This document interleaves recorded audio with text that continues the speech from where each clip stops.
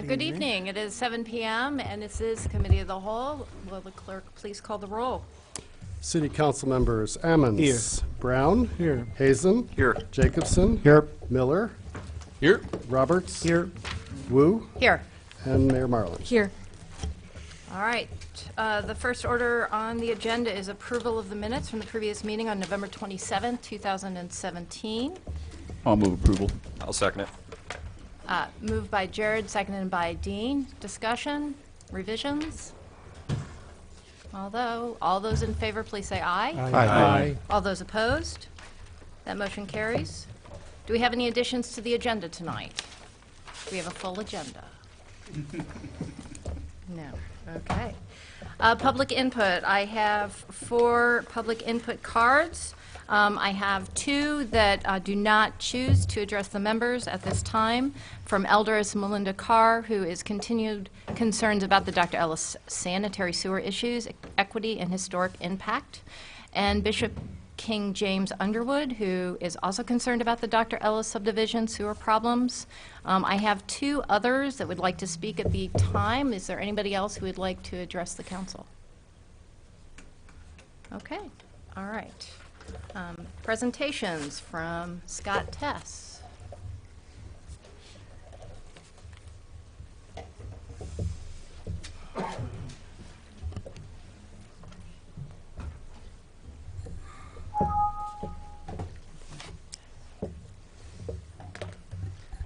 Good evening, Mayor and Council. Scott Tess, Environmental Sustainability Manager, with Vince Gustafson, Facilities Manager.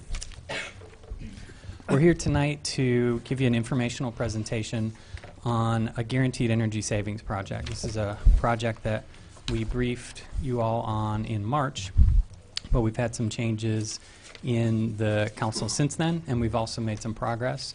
So this is an opportunity to update everyone, and for those who are new, share some information on this project for the first time. The purpose of our Guaranteed Energy Savings Project is to perform critical deferred maintenance to avoid emergency repairs and replacement, to improve public and staff safety and work environments, and to reduce utility bill expenditures. The benefits of this project is that, unlike other facilities improvements that are one-off, this is a turnkey design build service where we work with one firm start to finish. The benefits include reducing energy consumption and the attendant pollution, reducing utility bill expenditures, improving building occupant comfort, improve lighting quality, redeploy staff to other deferred maintenance, and use utility bill and maintenance savings to help pay the project loan. The process for a guaranteed energy savings project for facilities improvements is outlined in a state statute. We've conducted a qualifications-based selection based on that statute.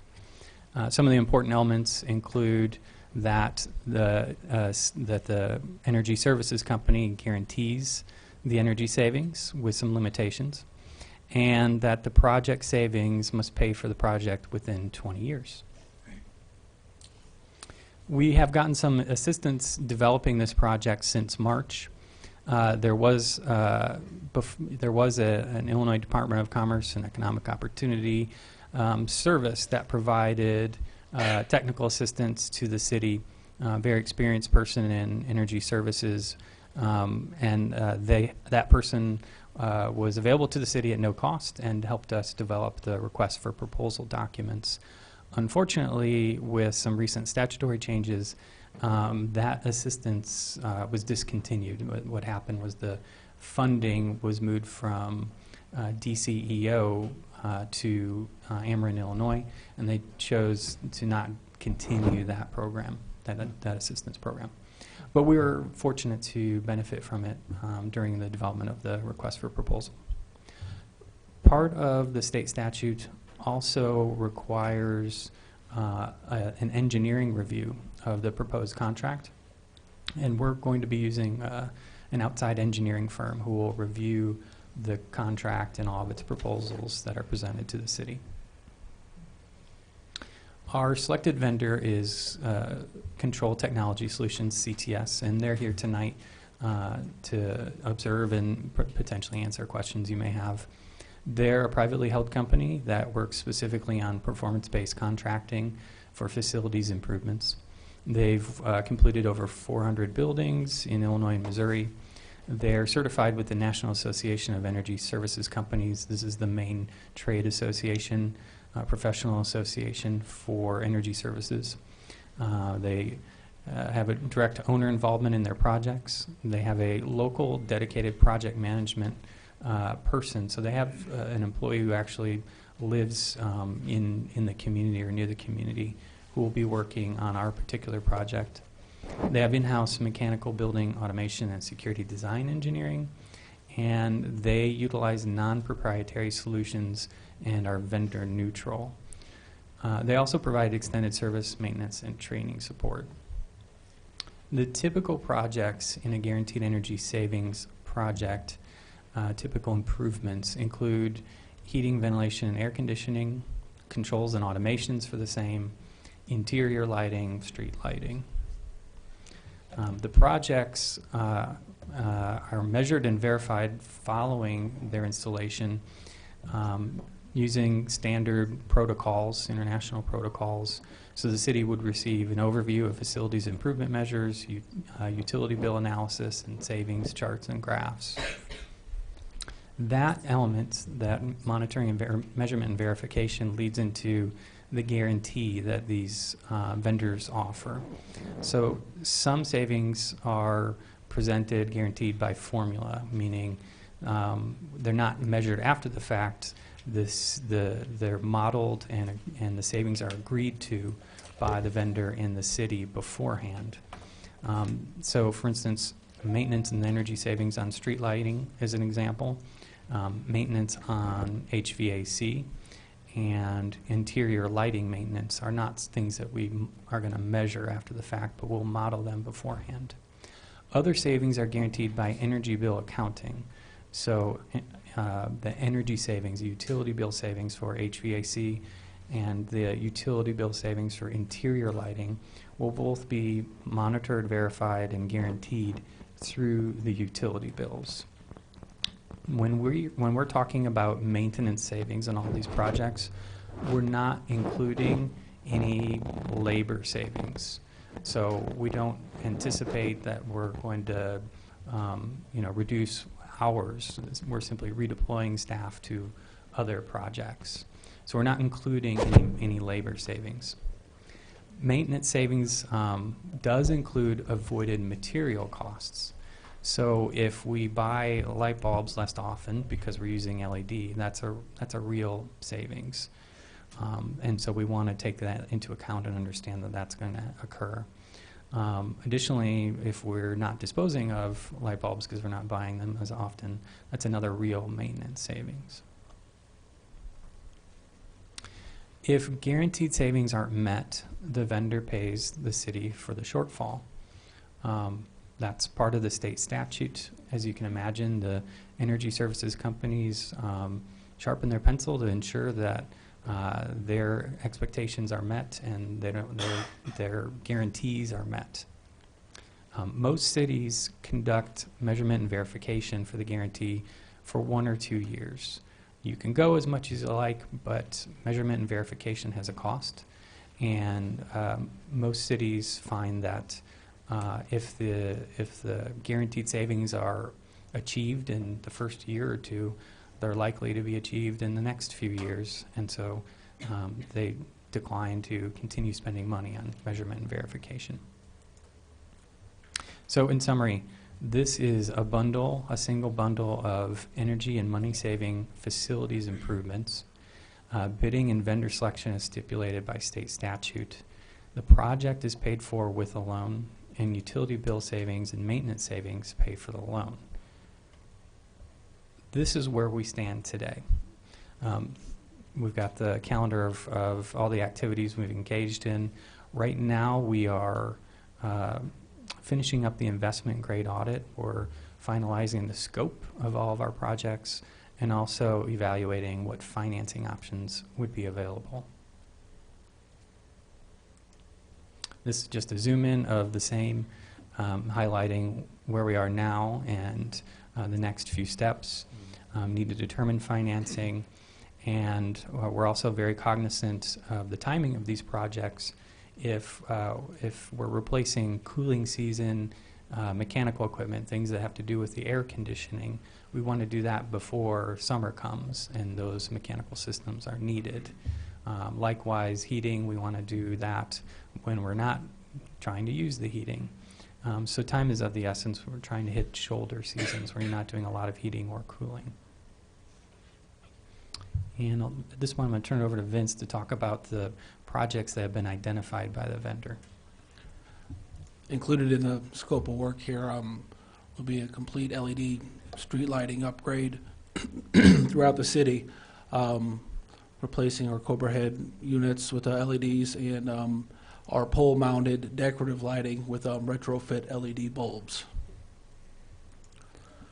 In regards to our facilities improvement measures that are currently in the proposed scope, we're looking at replacing all of the interior lighting here at the city building with LED lighting, replacing our incandescent exterior lighting with LEDs.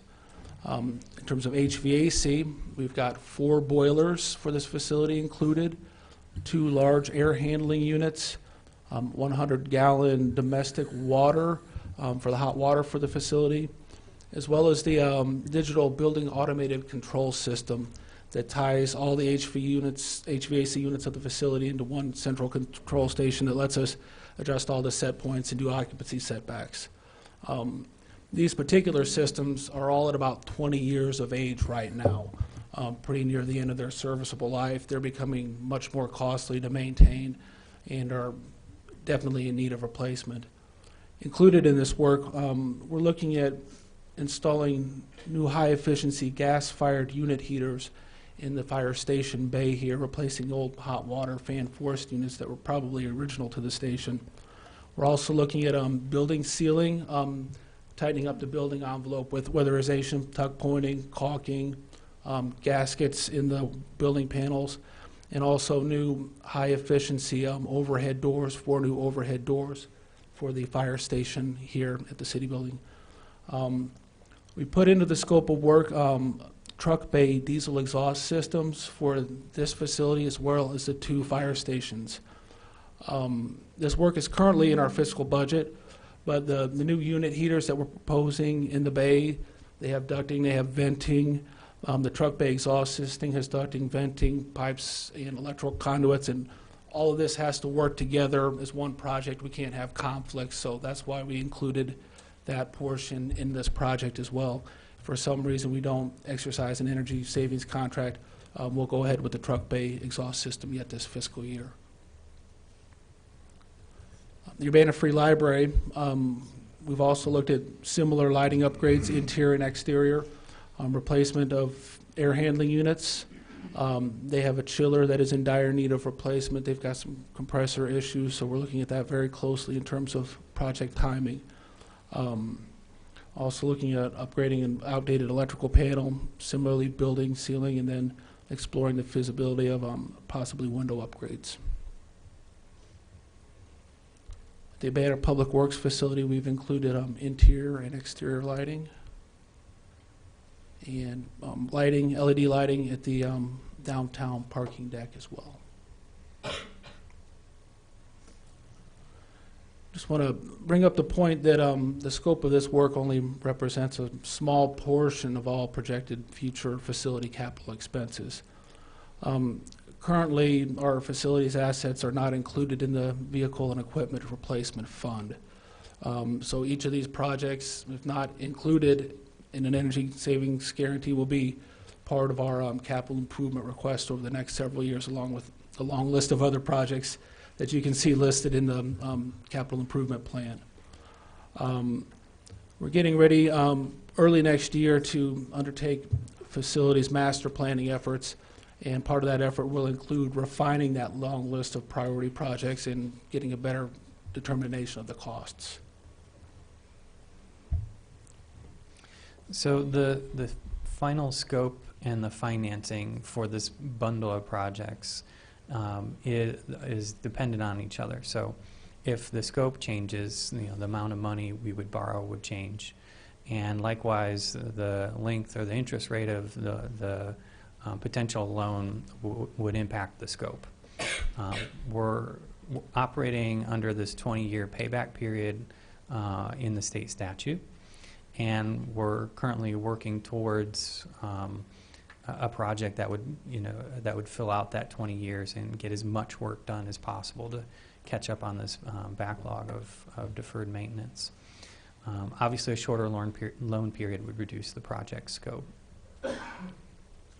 Tonight, we're not presenting any ordinance or resolution, although state statute requires that the council approve the contract at some point in the future. But tonight, we want to answer any questions regarding the prospective project and just update council on the progress that's been made and develop a pathway towards approving a project and a contract in early 2018. And I'll take any questions you have. All right, questions? Bill? On the, you mentioned that usually they do measuring and verification for only the first 2 years.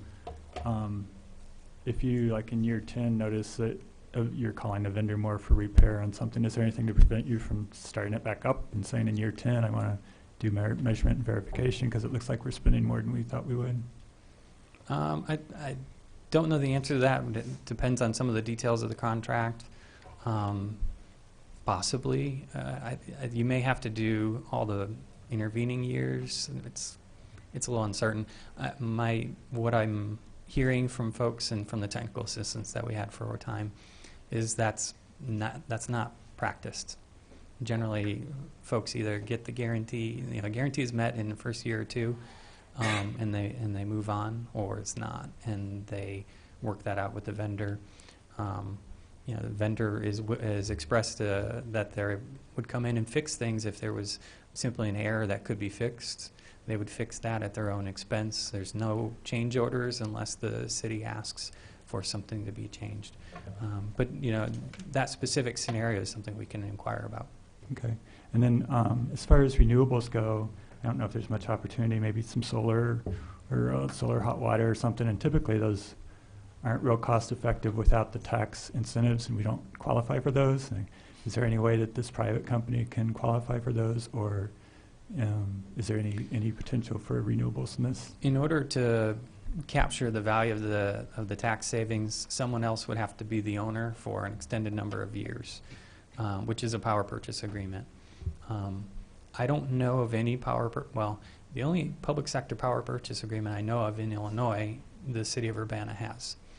I have not seen any solar hot water power purchase agreements. Maybe they're in California or something. But if we set that aside and just think about solar PV, solar electric, it would probably be best to just do a very specific request for proposal for a power purchase agreement for solar. It's a pretty particularized industry and a small one in Illinois.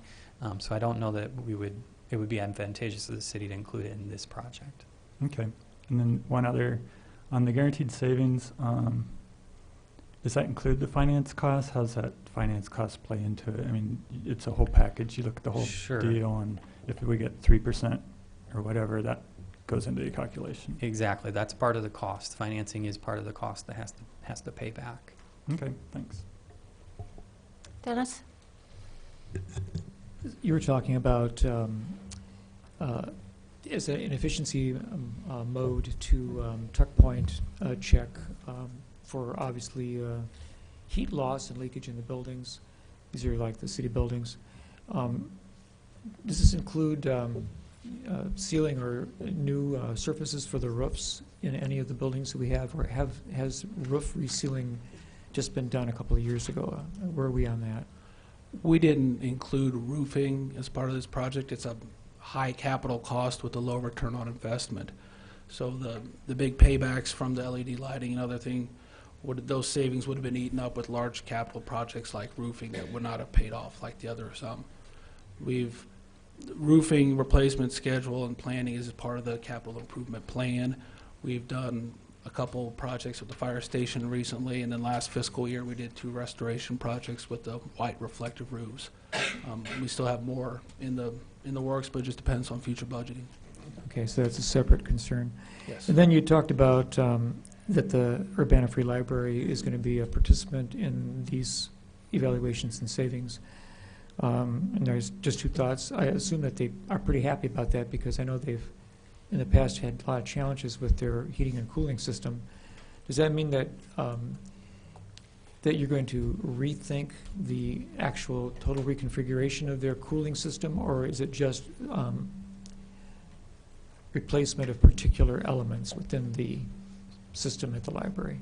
It'd be replacement of certain components of their existing system. The chiller, they currently have some issues with the compressors, and it's in need of replacement. I believe they actually have money budgeted, holding on the status of this project to replace the chiller. It'd be more like an apple-for-apple replacement of their existing air handling units, not a Okay. reconfiguration. of So the they're complete considered to design. be efficient enough, but they're just old and reaching the end of their life. Exactly. It's replacing older, inefficient with newer technologies of the same equipment type. And then my other thought is you mentioned possible replacement of the windows or a different window treatment. So that's basically a pretty interesting, important historic building in town, and to alter they have large windows, we know that, and to alter the old section's windows significantly would be a big change for the architectural integrity of the building, a concern for a lot of people who care about preservation. And that's a building designed by Joe Royer. So are you suggesting that there might be storm windows that might be added to the existing windows to keep the originals, or are you talking about a vinyl replacement or some other maybe less promising solution for a lot of people? The vendor is developing a number of options that we're presenting to the library. Historic preservation is very important, and everyone is very cognizant of that. Yeah. So there's not an answer yet, but you're just saying that you're aware. We're aware and taking it into consideration. Some of the proposals or possibilities are not noticeable, a glazing or something like that over the panes. Others would be an additional storm window on the inside. All these are presented as options to the library, who has folks on their board who are Right. very interested in the historic preservation.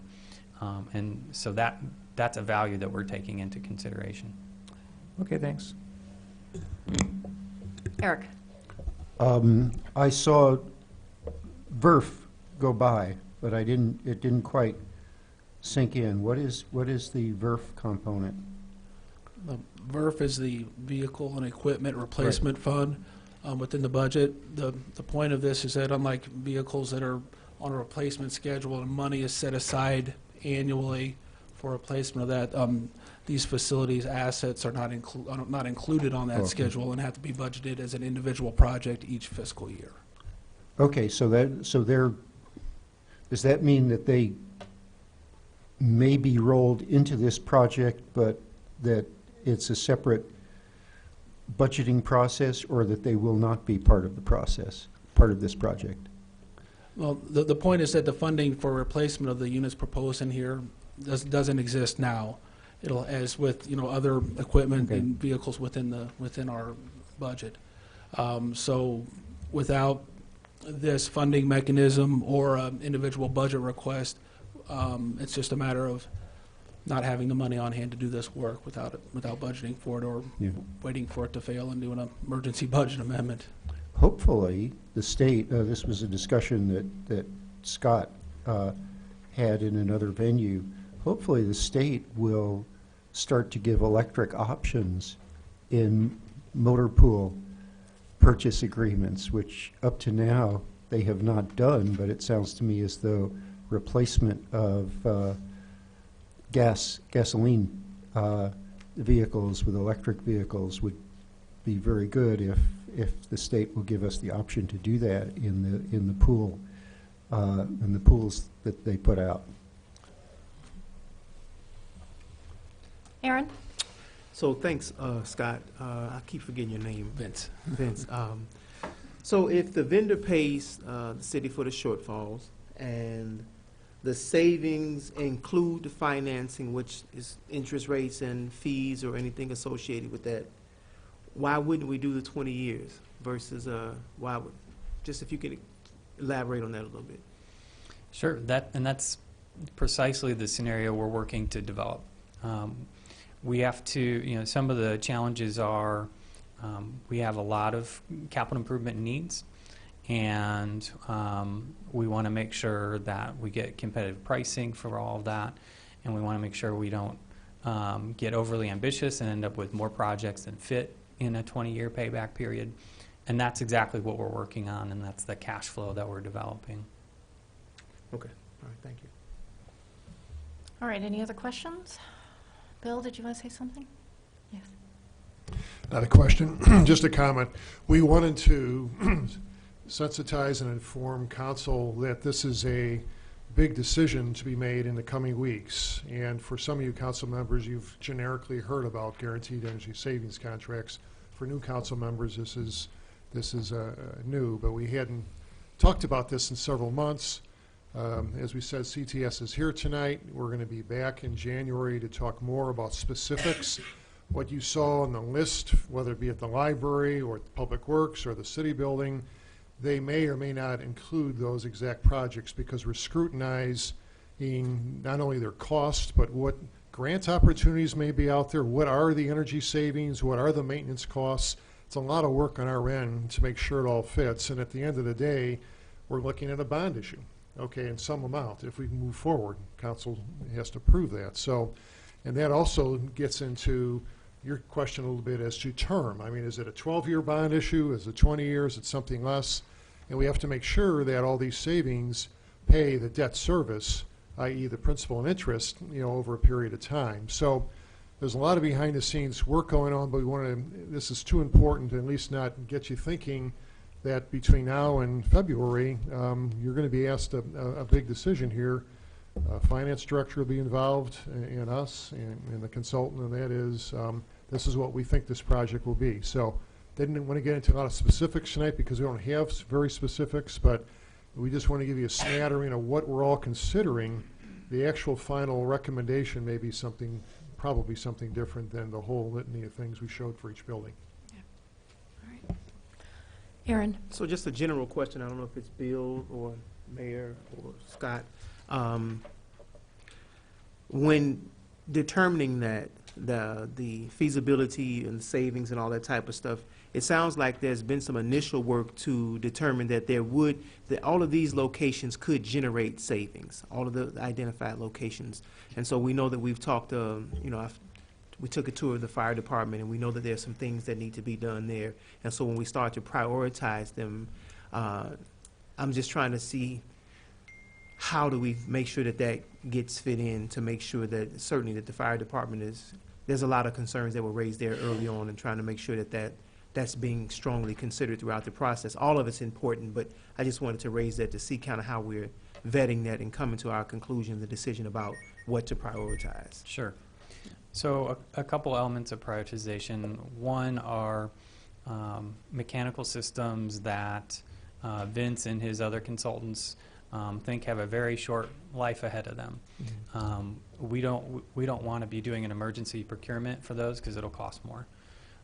Two are projects that generate savings, and enough savings to for the bundle of projects to pay back within 20 years.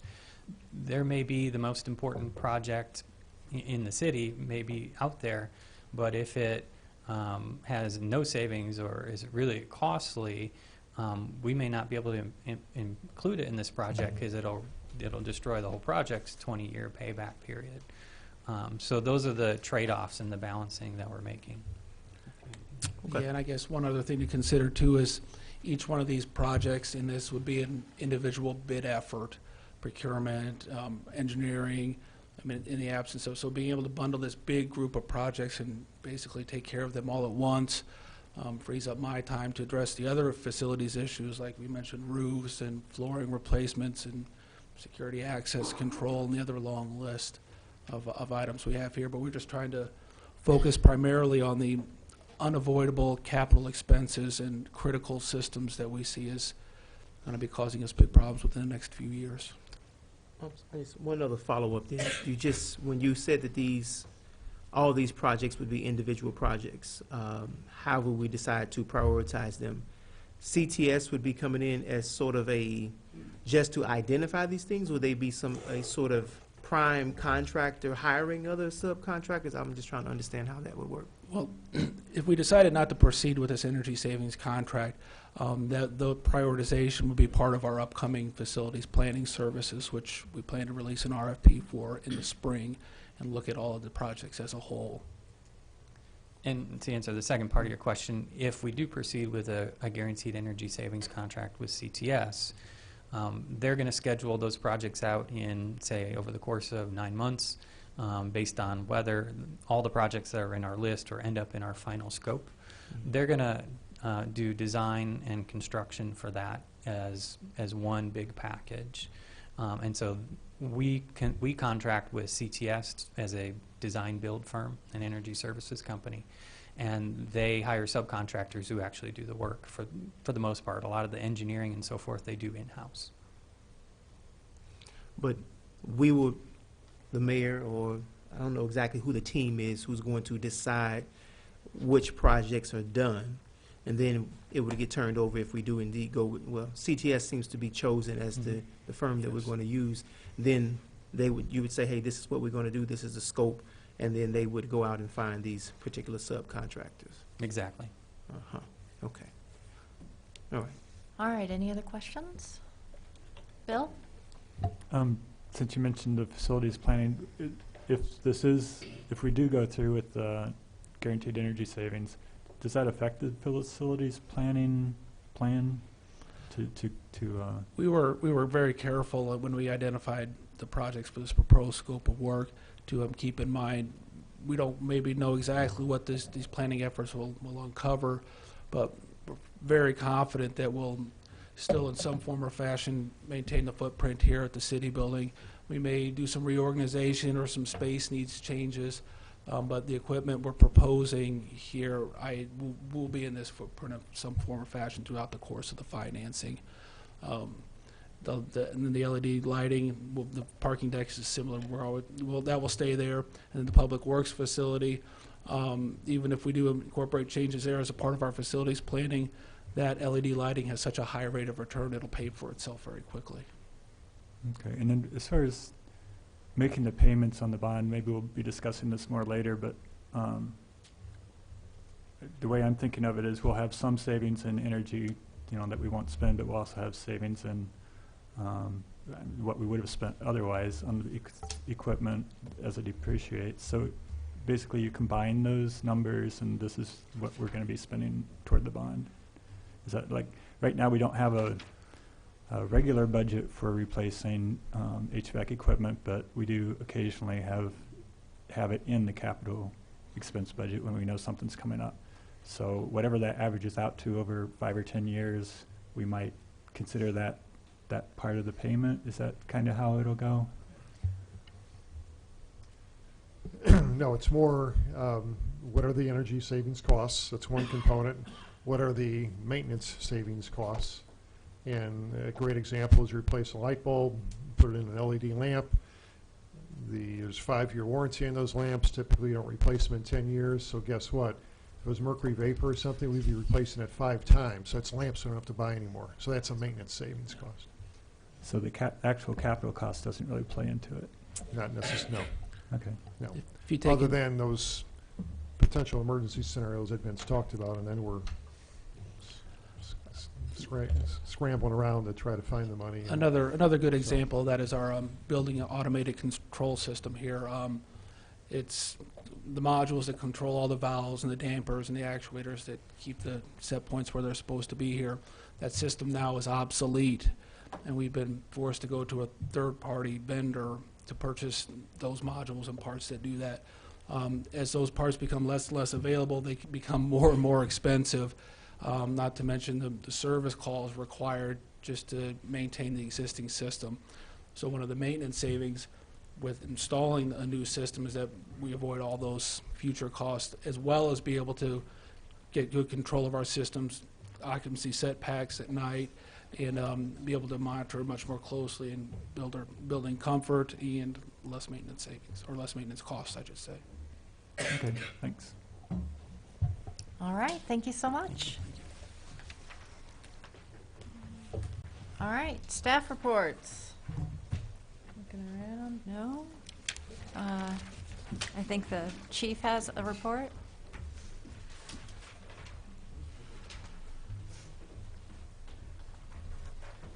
And the mayor. All right, Diane. And Sylvia. We would like to share with you our planned next steps in the continuing effort to reduce racial disparity in traffic stops. We will focus on two major areas as a result of council discussions, public input, and our detailed analysis. First, we are reevaluating the selective traffic enforcement program locations, and will identify changes in practices that can be made following this evaluation process. Second, over the next few weeks, we are going to work with patrol officers on some different traffic enforcement practices, specifically focusing on the current geographic concentration of traffic stops revealed by the new mapping software. Both of these efforts will be completed, and the recommended changes will be in place prior to January 1st, so that we can start a 6-month trial period to assess their impact on the traffic stop disparity ratio. We sincerely appreciate the time and effort spent by City Council members, the IDOT Traffic Stop Task Force, and members of the public in helping the city identify options that are most likely to be effective in achieving a positive and equitable outcome. I would like to add that the Urbana Police Department policy on traffic law enforcement, combined with critical information gained from spatial mapping software and our overall analysis, is going to guide our actions.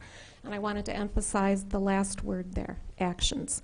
Addressing the racial disparity in traffic stops requires specific and concrete action. And tonight I would also like to recognize specifically the efforts of several people, including Mr. Aaron Ammons, who brought this topic to our attention many, many years ago and has kept it in the forefront. Mr. Durrell Cruz, who is a member of the public, has probably spent more time studying this issue than anyone else. Eric Jacobson, who was the city council member who served on the IDOT Traffic Task Force and spent, I think, hundreds of hours on this. And our Chief Morgan, Deputy Chief Serafin, and her staff, who have worked with me to come up with some action that we can take to move this forward. And again, a reminder that we've scheduled a community discussion on this topic on January 23rd at 6 o'clock at the Urbana Civic Center. Thank you. All right, any questions? Eric. So I just want to toss into the public discussion, not for any action tonight, but I've taken to heart Aaron's comments about economic disparities and the fact that that citations do impose an economic burden on especially lower income people, and may be more frequent because of the patterns of traffic enforcement. And I have, since the last meeting, I have tried to find, any answers to the questions that we briefly touched on a week ago, which is there any evidence that citations are more effective than warnings in enhancing traffic safety? And I haven't been able to, I think that's an experiment that hasn't been done. So maybe not as immediately as part of this, but maybe I think that the census software can identify low-income areas, could identify areas that where the median income is, for example, below the median for the city as a whole. I think it would really be a terrific experiment to, at least for first-time offenders, to only give warnings in those areas and see if that doesn't compromise traffic safety. It might be a practice and would certainly be an interesting thing to observe. All right, any other questions? Jared? So I just wanted to make sure that I heard what was going on. Sorry, Chief Morgan, you read that rather quickly. Just the two things are reevaluating step locations and officer retraining. That's what I wrote down. Does that sound right? Not really a retraining, but yes, we're focusing in on working with the patrol officers on how they're doing their enforcement action. Okay. I guess we didn't see this before we came here. Is there any chance that we can get a follow-up on it from you? As far as what these actions that you're going to take are? I'm not really going to be elaborating any more than what I already have, just because I don't want to compromise what we're doing, or I just don't think that it's a good idea for me to lay out exactly what we're going to do. Okay. So Well, I'm not going to. I'll talk to you individually. Okay. Thank you. Aaron? So first of all, thank you all for the acknowledgments for me personally, but also for the other members, council members, and particularly when the public. I believe it's extremely important for us to respect the input and the sacrifice of citizens who are not elected, who are just really trying to do their part as citizens. So I think it's extremely important and very just important that you all spoke to that component. You know, certainly everybody knows the work that Daryl has put into this amongst other people, but in particular Daryl Cruz. So I just thought it was right and just for you all to make that acknowledgement and for some action steps to be in place. I'm anxious to see what the impact will be, but I certainly think that it takes the willing participants all the way around the board for us to get to a conclusion that we are all going to be happy with. So I look forward to seeing what those action steps are going to turn out to be. And but thank you, I appreciate it. Dennis? And are you going to also include the procedure of investigative stopping as part of the over the review for officer procedure? I'm not sure. Could you say that again? Are you going to include the practice or the procedure of investigative stopping? In other words, stopping cars for reasons perhaps other than traffic violations to further police investigation? So investigatory stops, if I Yes. haven't said this before, are a very important part of what we do as police officers. I So believe that that. is not going to be something that I'm going to be instructing officers not to do, because it is an important part of what they do. Okay, so you're not going to go over the procedure of doing that. Well, I'm not saying that may not be something that's talked about. I'm just saying that if you're suggesting I'm going to put a stop to that or something, that's not part of the plan, no. Thank you. And we wanted to emphasize, the police will be responding to calls for service. This is not going to compromise public safety. It's going to focus on traffic stops. All right, I have one question before you leave. Sorry. So you were talking about the second part, the GIS concentrated traffic stops. I just wanted to clarify. Is that in terms of what types of enforcement action are in those areas, or is it in terms of where patrols happen? I think that one of the discussion points was there is some discretionary in terms of where police determine that they're going to patrol. Is that going to be addressed, or is that not part of the GIS concentrated? Well, we're going to be looking at the mapping, just kind of like the city council has. This is still very new to officers, so we're going to be going over all of that with them as well, so that we can all have a better understanding and have the visual that the mapping software brings to all of this, so that we can have further discussions about that. Okay. All right. Aaron? So, it triggered some thoughts. The software determines where accidents were taking place. So I thought I heard you say that that was going to drive the step locations, trying to look at where more accidents took place. No, maybe. Oh, so I misunderstood that. No, we're evaluating all of the step locations that we've been doing over the past few years, and we're going to be, based on that evaluation, we're going to make some determinations and possibly some changes to some of that to make it more equitable. The software identified where the stops were taking place, among other things. Right, and so the step locations were the places where we did, like you said, from Lincoln to Wright Street, for instance, right? You know, and so determining how that step program or that step duty or detail was implemented, it came from usually, is that a decision that the chief makes, or is it a lieutenant or a sergeant? How do you determine that, where a step would be put, where that detail would take place? So right now that we have a sergeant who's in charge of the STEP program and looks at accident data as well as any information we get from Traffic Commission and other complaints that we get from citizens, and information through the Regional Planning Commission as well. So it looks at all of that and makes some determinations on the best places to do the STEP details. So we're going over that, and because he's basing the way we're looking at all of the locations that we've had over the last few years, because there has been some changes in the disparity ratio in the step stops, if you recall from the presentation. So we're looking at all of that to see, you know, if some of that had an effect, some of the locations that we've had over the past few years and how that's affected it, and trying to determine if there's something we can do to get that back down. Okay, and I know that the point that Dennis was raising was stemming from his experience on the ride along, right?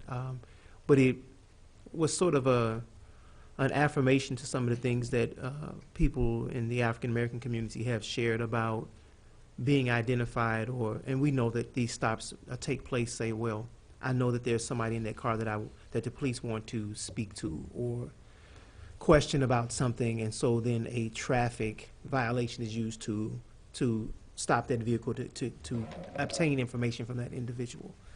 And I know you're saying that that's a very important part of police work, and I can understand that. If it's identified that that is an area that leads to or exasperates, you know which word, Mary Alice, I'm trying to use. Exacerbates the disparity. Would you be open to having some different approach to that aspect of policing? So I don't believe that the stop that Dennis spoke about last week was an investigatory stop. I believe that stop was made in response to a very serious event that happened in the area the week prior. And the officer even made that comment during the ride along. And so that is a show of police presence in an area where we've had a lot of unrest, so that everybody knows we're there. So that was it was a valid stop based on a traffic violation, but the purpose of that stop was not investigatory. It was to show that the police presence is in the area to not only quell maybe some violence that might erupt, but also to assure other residents that we were in the area. We know that there was a problem here last week, and that we're trying to be present and address any problems that might crop up from that. So presence, to me, and I believe to those who I am charged to represent, means that I see an Urbana police car patrolling the area. Presence doesn't mean stopping people to show that you're present. So to put forth that it's not an investigatory stop, I'm having trouble accepting that as it's not an investigatory stop, because if I live in a particular area and I see a car patrolling my street or my area, I recognize that there's a presence in response to a concern that the constituents or the citizens in that area have raised. I don't believe that a neighborhood watch group or any other particular group is going to say, hey, I want you to stop cars to show that you're present. So is there another way that the police could show presence in an area where there's a concern or a recent concern without stopping people to show that presence? Well, I think there's different ways of doing it, and I think there was one traffic stop that night by the officer while Dennis was riding, and I don't find that to be excessive. It was a traffic violation of the law, so it was a valid stop, and I would agree that if there's an officer that is just going from traffic stop to traffic stop to traffic stop, that would not be appropriate. But to occasionally make a traffic stop in the area where we had a problem, I don't find that to be a problem. I would agree with that tactic in trying to do the things that I already expressed were kind of the focus of those. So I understand what you're saying, but I also feel like there are some things that we do with a purpose in mind and behind them, and I just don't feel comfortable saying we're not going to do those anymore ever. No, I appreciate that. I respect the position that you're in as chief. This dialogue and the many years we've had this dialogue, but recently it's unearthed a few things, and I had a conversation with Charlie after last week's meeting, and we talked about, after hearing that there's one stop per officer per week or per 2 weeks or something like that. I can't remember exactly what the ratio was, but it wasn't once every 2 weeks, right? Well, if that one stop is what Dennis described that came from that particular officer, and it happened to be an African-American family who was stopped, it could become part of that disparity. It could God, I can't get this word right. I know it. You know what I'm talking about. It makes it worse. Okay. So, no, it does put a lot of onus on each particular stop if we're dealing with a disparity that's coming from, especially if it's being driven by a particular neighborhood. So while I can see your point of view that it's one stop, it's actually a pretty critical situation, especially if there wasn't if it was viewed by the citizen as unnecessary or a level of harassment because it was the type of infraction, as Dennis described, that many people don't even know is an infraction. So I think you understand my point, and we could talk about it more later, but I just think that we should put a little more onus on what that feels like for the individuals being stopped in the community and how it could actually be contributing to the ratio of the disparity for us. I understand what you're saying, and I guess I would say in response to that, I would ask that I've only been chief less than 6 months, and we've got the new mapping software, and we've looked at it, and I think that after consultation with the mayor and Mike Schlosser, we have come up with something that I think we can make some changes with. I don't want to make a sweeping, overwhelming change of a bunch of different things. I want to see if this works, and I guess I'm asking you to give me a chance to show if that we can try to make a change. Fair enough. All right. Thank you so much. Any other staff reports?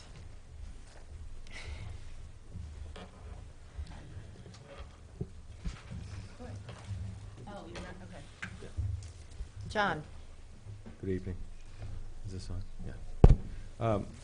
I wanted to introduce Libby Horowitz. You've seen her before, but I wanted to make special note that she's been in community development working as the economic development specialist since August of 2015.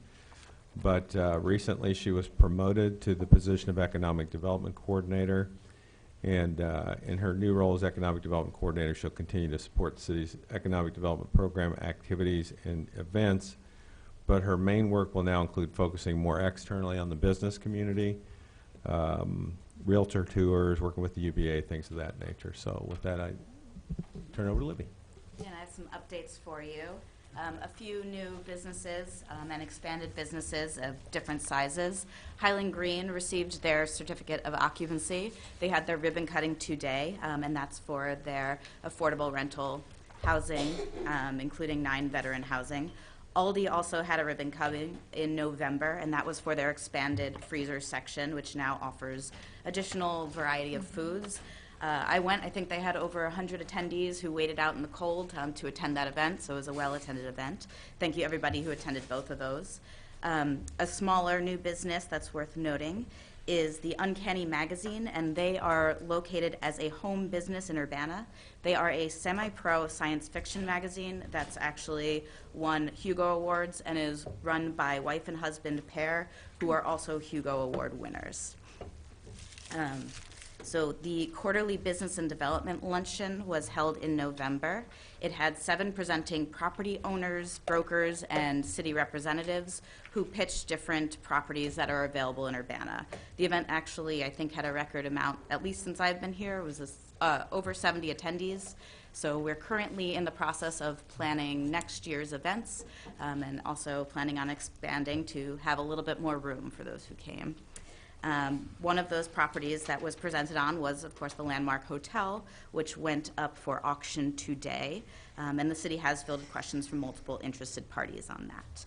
Public arts, the 2 new murals were added to the downtown mural collection. So you can find one right outside in the city building.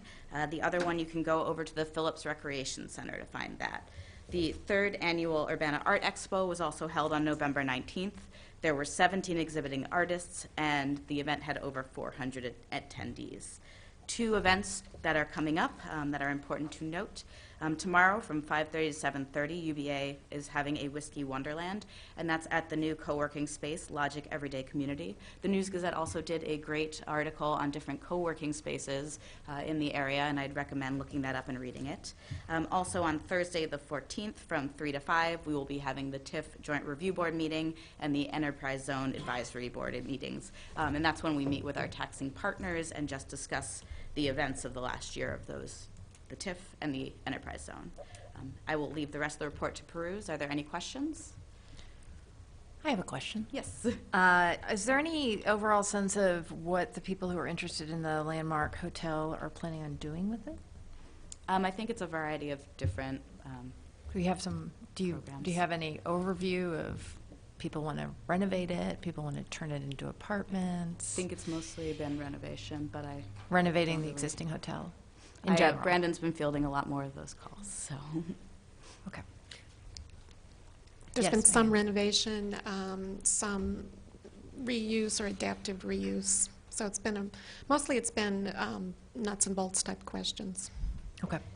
All right. Thank you very much. Thanks. Any other staff reports? No. Okay. Charlie, do I need to be saying the entire resolution still? Okay.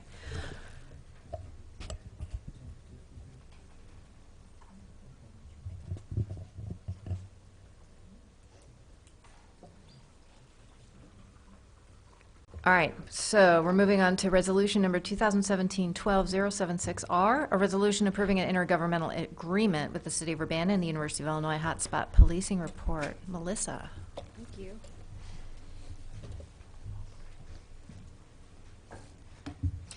Oh, you know what? I apologize. Are we supposed to do public input before the presentation or after? Usually do the staff report and then take the presentation. Thank and you. then council action. All right, so Daryl, after the report. Okay, thank you. Presentation. Presentation. Or well, it's a staff. The thing. Whatever it's called. Staff report. Resolution. Staff report on the resolution. So there was a memo that was distributed in the packet, and this is just a really brief follow-up to that. So this is a research partnership between the University of Illinois and the Urbana Police Department. It crosses several departments within the U of I. So we've got partners from the Police Training Institute, the Department of Anthropology, College of Business, College of Law, and we'll have additional research assistance from students in the Department of Geography and GIS and the Department of East Asian Languages and Cultures. The survey research lab at UIC will be doing the surveys, and then UPD personnel will be partnering as part of the grant. So our purpose is to implement community policing and hotspots policing to examine both crime outcomes and then non-crime outcomes and the effects on police-community relations. So this project was proposed in 3 phases. The first phase has been funded. Phases 2 and 3 are contingent upon the successful completion of phase 1. Phase 1 runs from January 1 to August 30th. During this time, we will identify the hotspots. We will perform officer training, administer pretest surveys, and then collect qualitative data both through focus groups and individual interviews.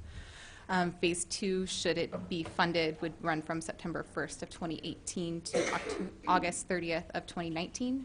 We would conduct the treatment in the hotspots, analyze our qualitative and quantitative data that we collected in Phase 1, and then conduct additional ethnographic interviews within the hotspots.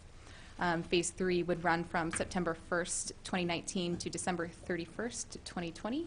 We would administer the post-test surveys, collect additional qualitative data, ideally from the same individuals, but if not, just from people that are still living in the hotspots, draft the final report, and disseminate our results.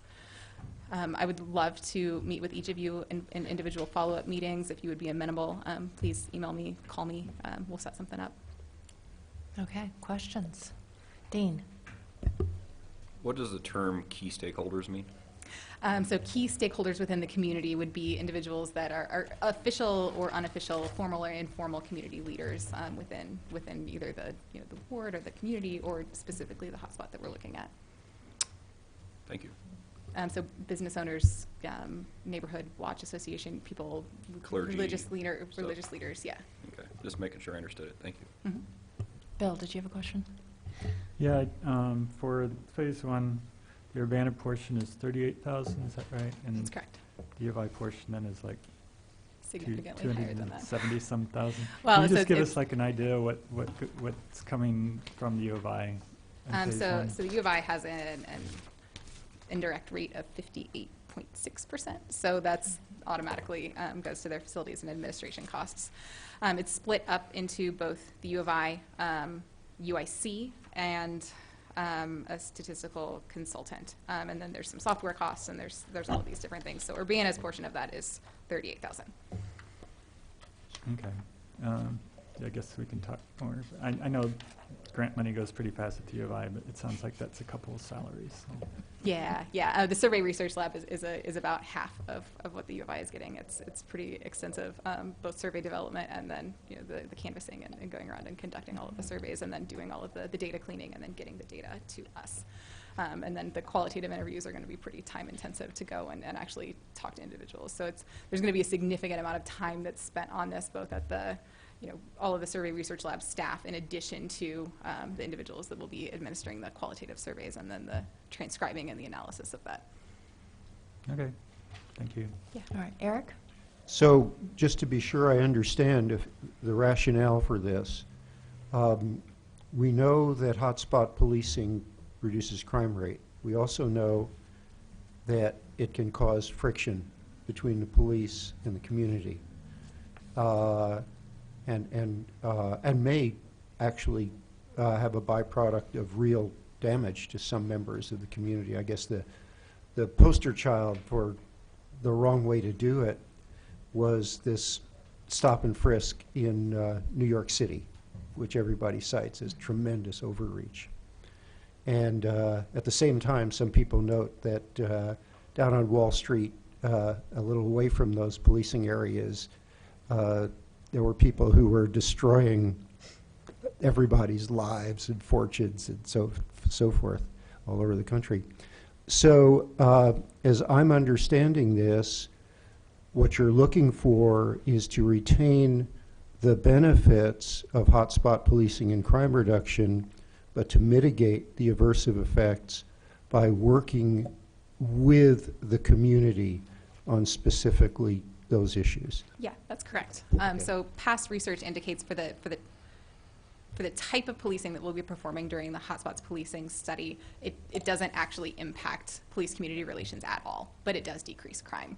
We know that community policing doesn't impact crime at all, but it does improve police-community relations. Right. So what happens if we put the two together? Can we both reduce crime and improve police-community relations? So that's one of the we're going to be doing 3 groups. So that's one treatment group is both hotspots policing and community policing.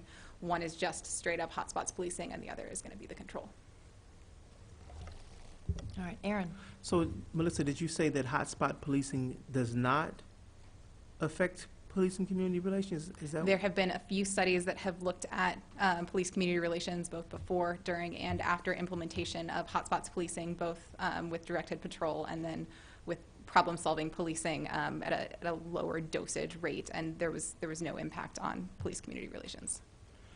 Okay, so I know we live in a city with top-notch research and stuff like that, and not everyone understands the difference between qualitative and quantitative data, right? But to conclude that that it's a wash, that hotspot policing does not have any impact, and particularly not a negative impact on police and community relations, I would have to challenge such a notion because of too many experiences that we have that have a long-lasting detrimental effect on an individual's life. So a friend of mine who's riding in a vehicle with someone after a popular location lets out where African Americans frequent. An individual is followed by a police officer. Follows them for several blocks, probably a couple miles, then decides to stop them.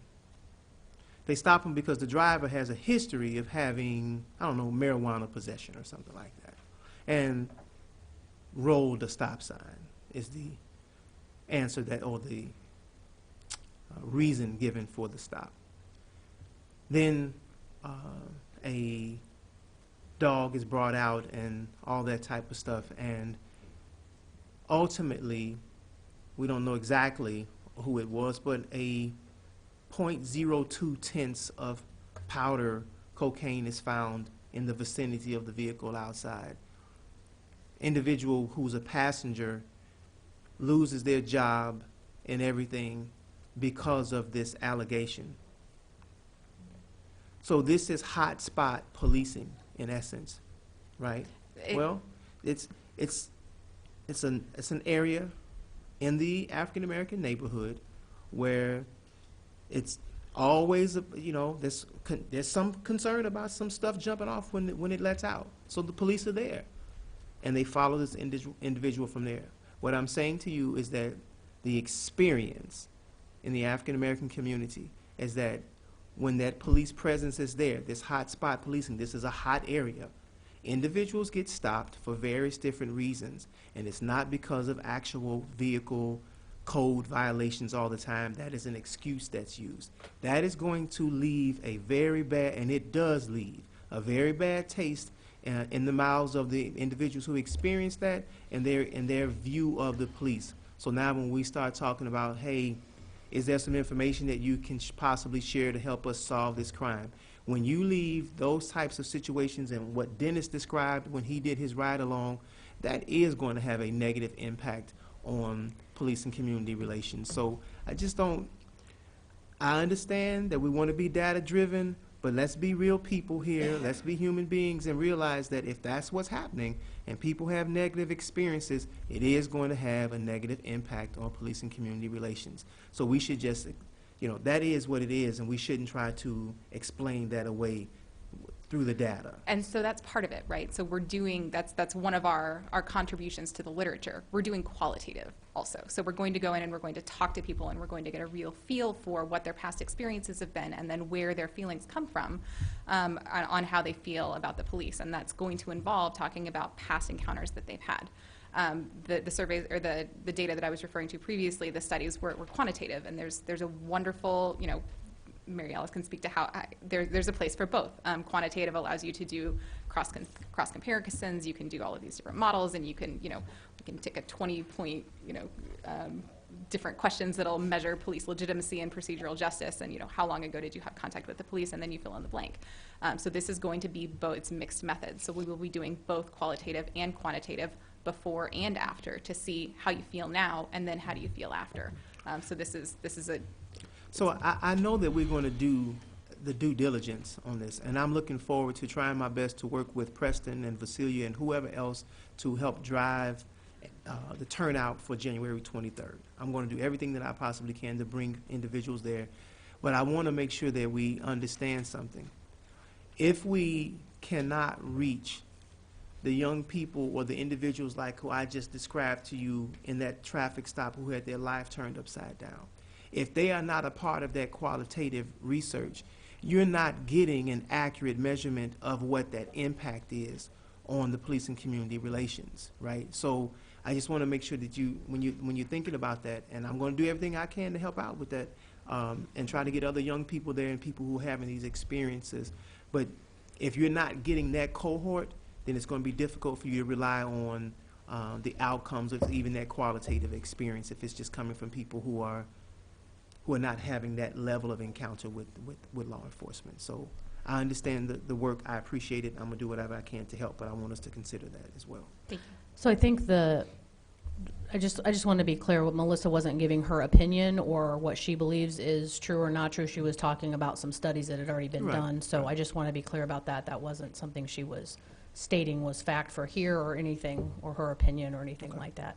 And then I think with the survey stuff, you know, the police aren't going to be going out and doing these surveys. So I think that in and of itself is going to be beneficial in trying to get to some of the people that really need to be spoken to about this. Eric? So maybe it's appropriate in the context of what Aaron said to point out that we really did recognize the effective discriminatory effect of possession for small amounts of marijuana, and that is why Traffic Stop Study Report recommended reducing that to a very small fine, and the council approved that, and my understanding is that the police are acting in the consistently with that. So I absolutely agree. We do not want anybody's life to be screwed up by possession of small amounts of marijuana, or to be in a car where small amounts of marijuana are found. And I hope that that's history now. I mean, it may be a very sad history for the person who's still now living with that happening in the past, but I hope that's not happening now. Diane? Just to clear up any confusion, the meeting on the 23rd is a community meeting that is part of the outreach from my office and part of our city council efforts at addressing this issue. So it's not part of the sample for the research project. So just in case people, I just don't want people to get the two mixed up. Ours is going to be an informal conversation at the Civic Center, face-to-face with folks, and it's not part of the research project, but it should inform us. Jared? Melissa, one quick question. I know we can follow up about this later, but something just came to mind, and I want to ask you before I forget. I don't know how much we can talk about this. I don't know if you can even answer this question. But if you're interviewing an Urbana resident who had an experience with a Champaign police officer, not a Urbana police officer or state police officer, et cetera, et cetera, et cetera, is that question just automatically go out of the fold because it's not Urbana related, or is this, our communities are so intertwined, I feel like it would be hard to, only focus on one law enforcement entity in town when people can have interactions with so many different ones. Yeah, so Just curious. the primary analysis will focus on Urbana police interactions, but we could certainly even just look at how long it's been since you've had interaction with any police officer, and what the tenor of that interaction was and how you felt about it afterwards could, inform some. We could look at that. All right. And with that, I'd like to make a motion that we move resolution number 2017-12-076R, resolution approving an intergovernmental agreement. Wait. I'm sorry. I'm preceding Durrell. Sorry, Durrell. We got public input before. Still make a motion and then Okay. Okay, so Clerk's saying if I we can- understand, I wait a can finish second, my motion. wait a second. So if I understand correctly, just so I'm clear, we can have a motion. That does not necessarily mean we vote on it. We always have discussion. The public can do input. I actually have some questions as well, so I will ask those after the motion, but that's the order of operations. Why don't we go ahead with this? We'll have discussion. Gerald, you'll have an opportunity to ask questions and address the council, and then we will move forward. So Jared. My apologies, Madam Chair, for jumping the gun. I'll finish the motion to move this forward to council for approval. Second. Moved by Jared, seconded by Aaron. All right, now we're on discussion. Let's start with public input first, and then if you, Darrell, if you'd like to come up, and then we can have questions or discussion amongst the council members.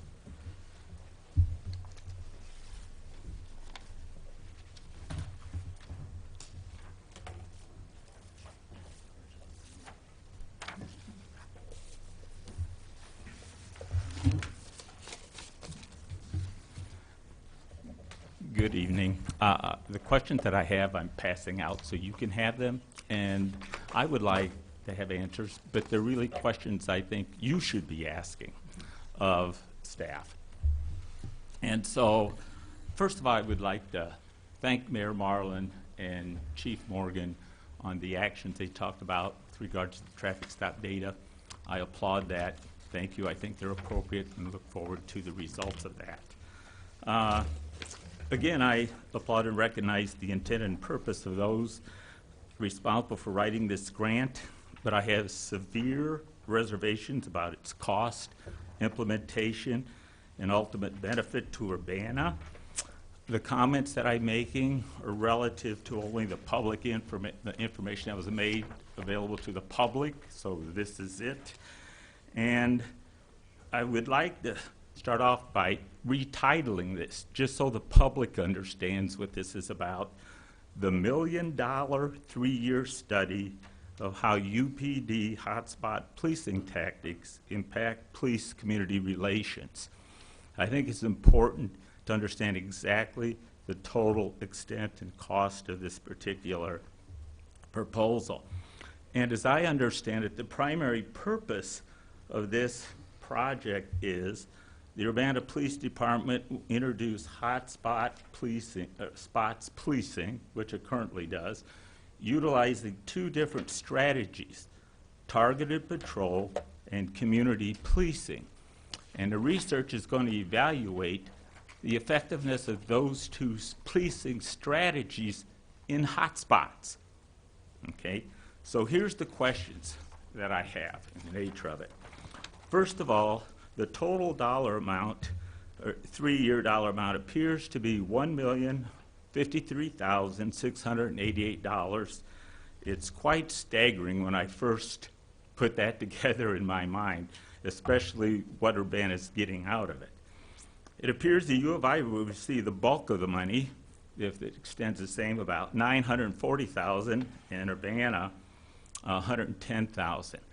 I think there's a little irony in the conversations we had in the past in terms of poverty in hotspot places, and the fact that we've got $1 million proposal here to do a study, and the questions I have are relative to what are we asking, what are we going to get, what's the benefit, and then think about the cost. And I would refer you in your mind to the county board and its racial justice task force, the city of Urbana, its traffic stop data task force. Even when they had Alan Kalmanoff come from the county 5 years ago and do an intensive study of the criminal justice system in the entire county, it was only $200,000, slightly over that the county paid for that. So the questions are, who first initiated and promoted the idea for the grant? And I think it's important. Was it the UPD? Was it PTI, or was it the U of I? Because I think it would say a lot. Who at the U of I and PIT are financially benefiting, and in what dollar amounts? Will the U of I and PTI budget details be disclosed to the City Council in public, just like the city's budget is? If you're participating, I hope they would be required to do so, and the public could see that. The project overview explicitly states, word for word, the purpose of the proposed project is to implement a police practice found effective in reducing crime while improving police-community relations and police legitimacy. My question is, if this police practice of community policing in hotspots has already been found to be effective, why is its effectiveness being studied again? Can can't we basically anticipate the results of this study logically by what we know and don't know about policing? And why is it just... Okay, I'll go down to C, the potential impact. The proposal lists 5 potential impacts of the project. I would like to highlight 2 of them and ask for some clarity, because I think it's important we know what we're asking and doing. Impact 1 states the research will evaluate the effects of traditional hotspot policing on community relations. Is this referring solely to targeted patrol policing or additional traditional policing practices? What might they be? What is meant here by traditional hotspot policing? Okay, we're not talking about hotspots, but what's traditional hotspot policing? We'd like some clarity to know what exactly those practices are. Impact number 4 states the research will evaluate the effectiveness of hotspots policing on crime reduction.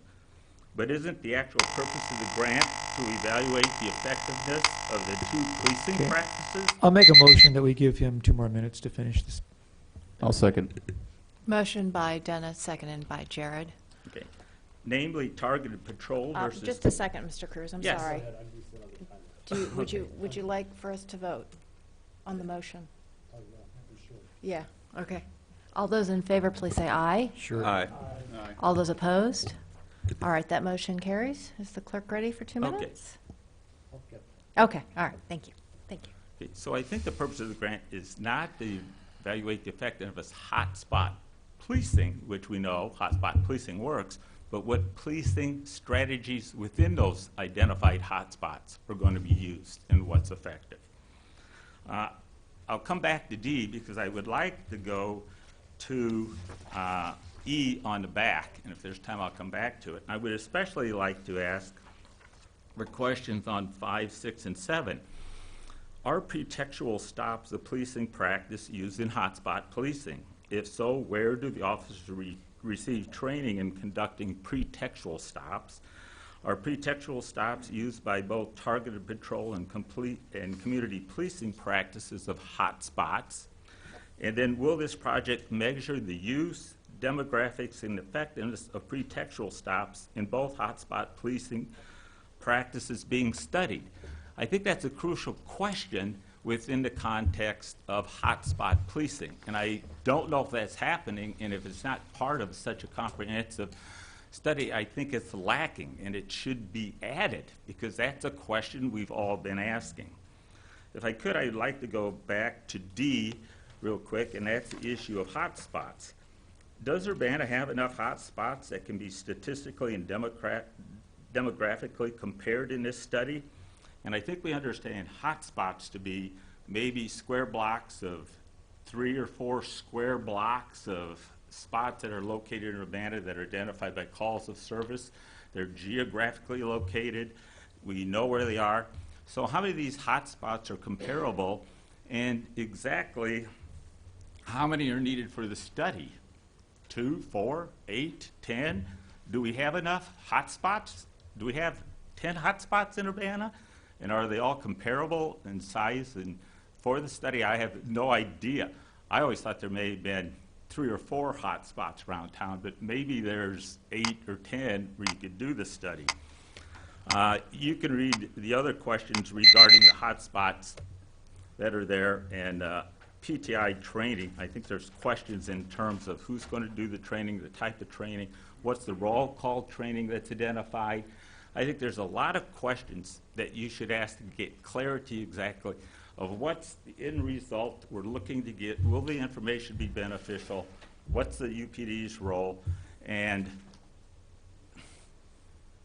the cost is just shocking to me for what so little we seem to be able to get out of it at the end.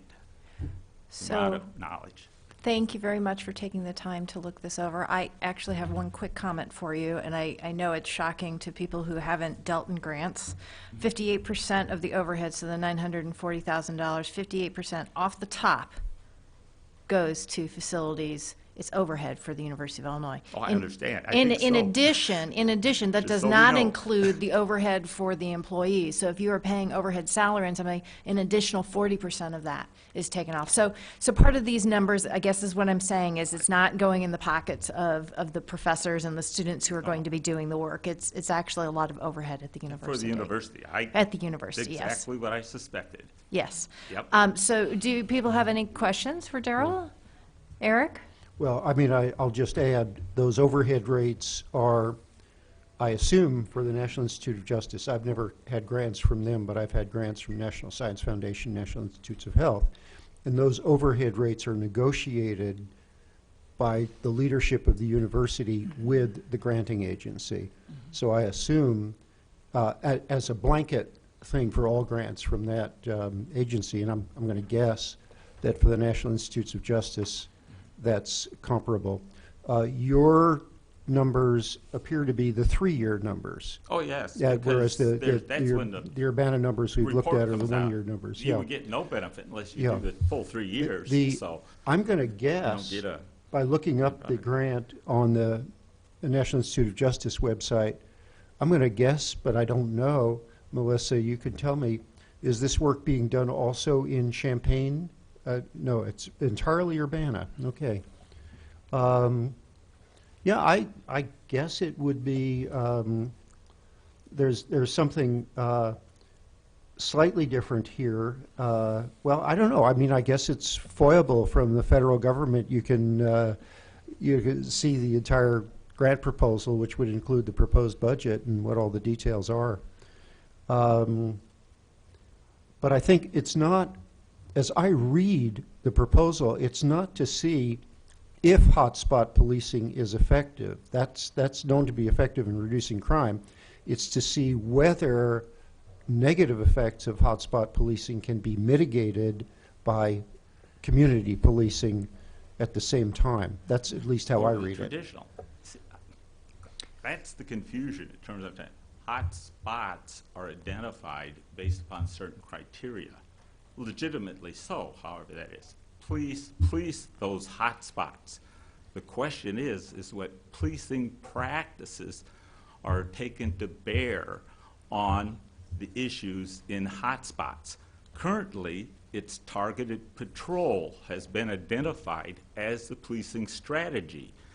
And they're suggesting community policing is another alternative that can be used in hot spots to see if it reduces crime and improves police community. Am I missing? Is that No, I right? mean, Melissa knows better than I do, but I'll just say what my interpretation is that in those hot spots, that the hotspot policing, the targeted patrol, will be augmented with community policing in the same areas.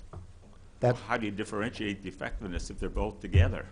Well, I think the idea is that in the past, or studies don't seem to indicate that community policing reduces crime, but it does improve community police relations. So the idea is, can we by combining hotspot policing with community policing, can we both reduce crime and also improve community police relations? I don't think so. I hate to disagree, but if you go down to paragraph 2, it's not comparing community policing to hotspot policing. It's identifying hotspots and then determining which of the two policing strategies, targeted patrol or community policing, is more effective. We're not comparing hotspots as a policing strategy. That's not a strategy. That's an identification of area in terms of calls for service or crime. I assume what was said earlier, we are going to evaluate the effects of police practices in hotspots. And hotspots is not a policing practice, it's just identification of place to police and how you do it. If I'm wrong, I really would like to know, because I think that's a big difference.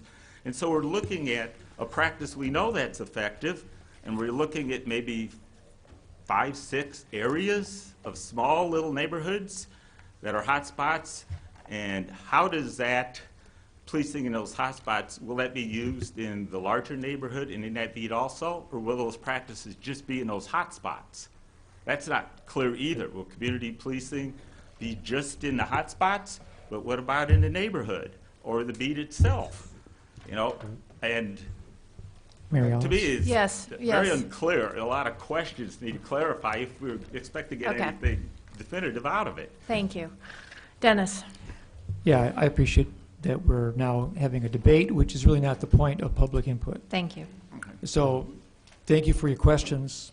We'll review them, but we're not going to debate them here. That's That's just fine. public input. Thank you. I don't I want to apologize. debate it with you. I I've read it appreciate a lot. that. Thank you. All right, thank you very much. Yes, and I hope you ask them the questions to clarify is all was my purpose. All right, discussion. We have a motion on the floor. Is there any discussion? I have one follow-up question. It looks like Melissa wants to clarify something. Melissa? All right, so I'll start with the sentence that was read, and it's perhaps that I didn't include a comma where it should have been. It's two separate clauses.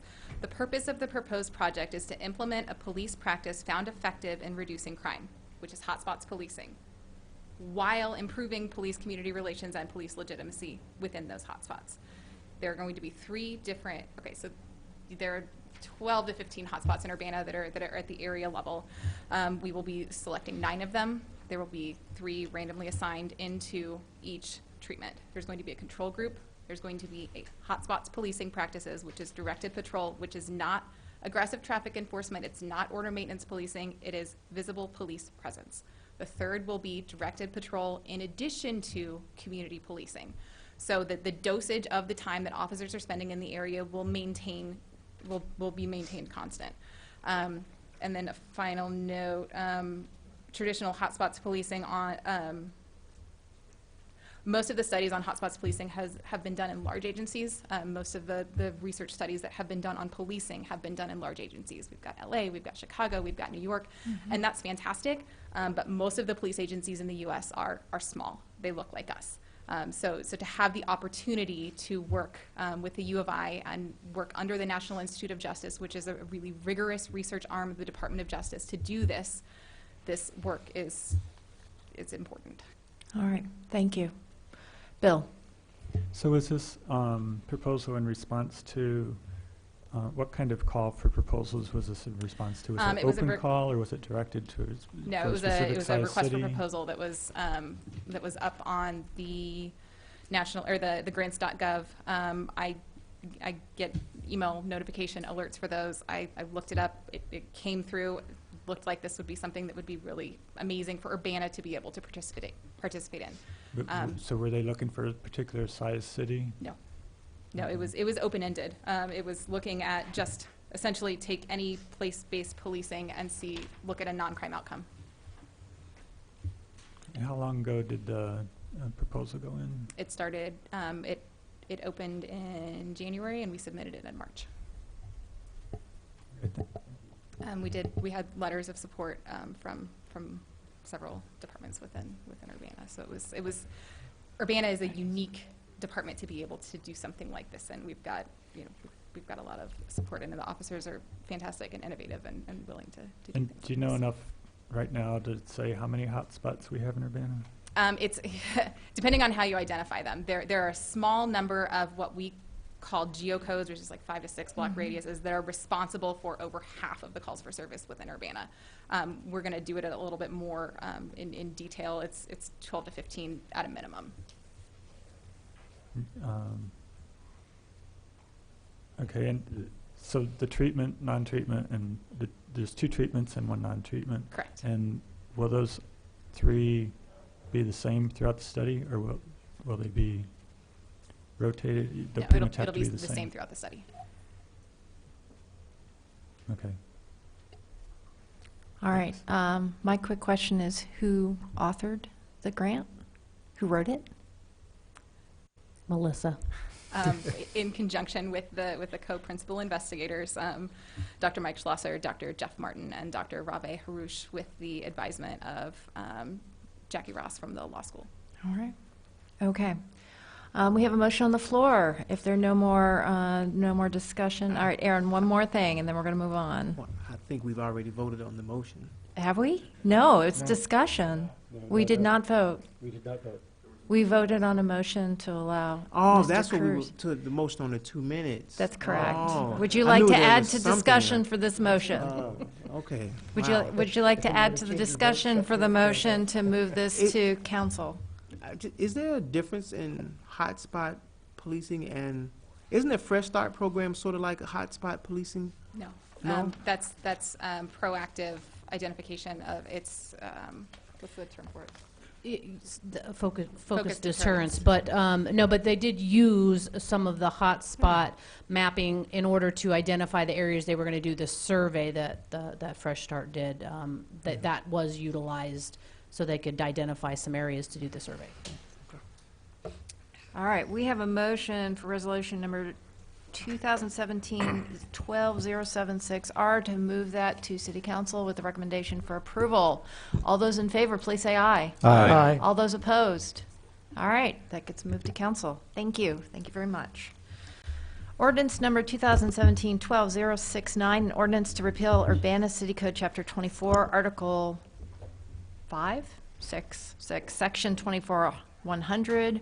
This is for Cable and Telecommunications Commission. Sanford. Good evening. I have asked the mysterious voice behind the curtain to join me tonight because Jason has incredible knowledge and history of this area. So I'd just like to introduce very briefly the memo that I submitted. I believe there is at least one audience comment. And Yes. So essentially, there are 3 reasons that we discussed repealing the commission, and I think it's worthwhile to note the purpose of the commission, which is quoted here as to act as an advisory body to the city councils of the city of Champaign and the city of Urbana for the purpose of overseeing the construction, development, and operation of the cable system and the administration of the cable franchise, and to monitor and inform the public of telecommunications legislation and policy. So those are 2 sort of different goals, one very specific to cable. And keep in mind that when the Cable Commission was formed in 1994, cable was a sort of Wild West frontier, and there was an idea that we needed some kind of regulation, and so the cities took action. The second part of that is then the information about telecommunications legislation and policy. Since that time, to summarize the first point of the memo, things have changed. Essentially, the state and federal governments have stepped in and regulated the cable industry to a great extent. So from the purpose of the cities trying to get and grapple with cable companies, which at the time in 1994, I was not personally involved in this, but from what I've been told, there were many different operators circulating in the area. They wanted some methodology for keeping who's who and who's going to build where. That regulatory landscape has changed. So that's the first reason that we propose the commission is no longer necessary, is that things have changed. The second reason that we suggest that the commission ordinance be repealed is that the meetings continue and do consume staff resources. So there is a cost to having the Cable and Telecommunications Commission meetings. It's time from Jason, it's time from Jake Schumacher, our UPTV station manager, it's time from Champaign staff who attend, as well as we respect the time of the commissioners. And so we want to make sure that if people are getting together, that there's value in the time that they're spending and discussing. The third reason that I list on the memo is a little bit of a personal story here. I just recently celebrated my 4-year anniversary with the city. That was this weekend. And I showed up 4 years ago just after Commissioner Atterbury resigned from the commission and sent a memo out that contains the quoted text at the end of the memo, essentially acknowledging many of these statements. So I showed up fresh-faced and naive and was informed of some of this background. And we discussed the idea of dissolving the commission even then, 4 years ago. I started attending meetings so I could understand what the commission was doing. And after about 18 months, so literally almost 2 years ago to the month, wrote an early draft of this memo suggesting that, it's probably time that we repeal this commission. I sent that to the commissioners. We had a 2-hour meeting with intense and very productive discussion about trying to find a new focus for the commission, having it being more of that informative body that was part of their charter. I would love to claim success on that, but really some of the goals that we described at the time, which regarded the commission presenting to council, educating council on information that was important and relevant to the cities, has not occurred.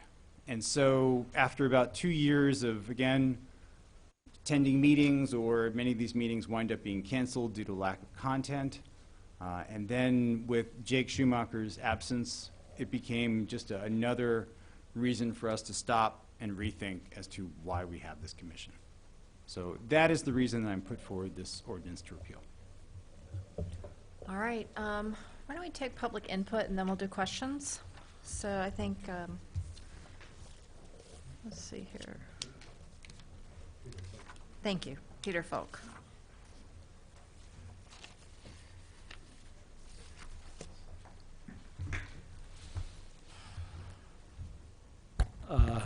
Do I still give my name and address? No, okay. Well, I'm going to anyway. I'm Peter Folk. Most of you know me, though. There's a surprising number of new faces up there since the last time I was here. I should come more often, I suppose.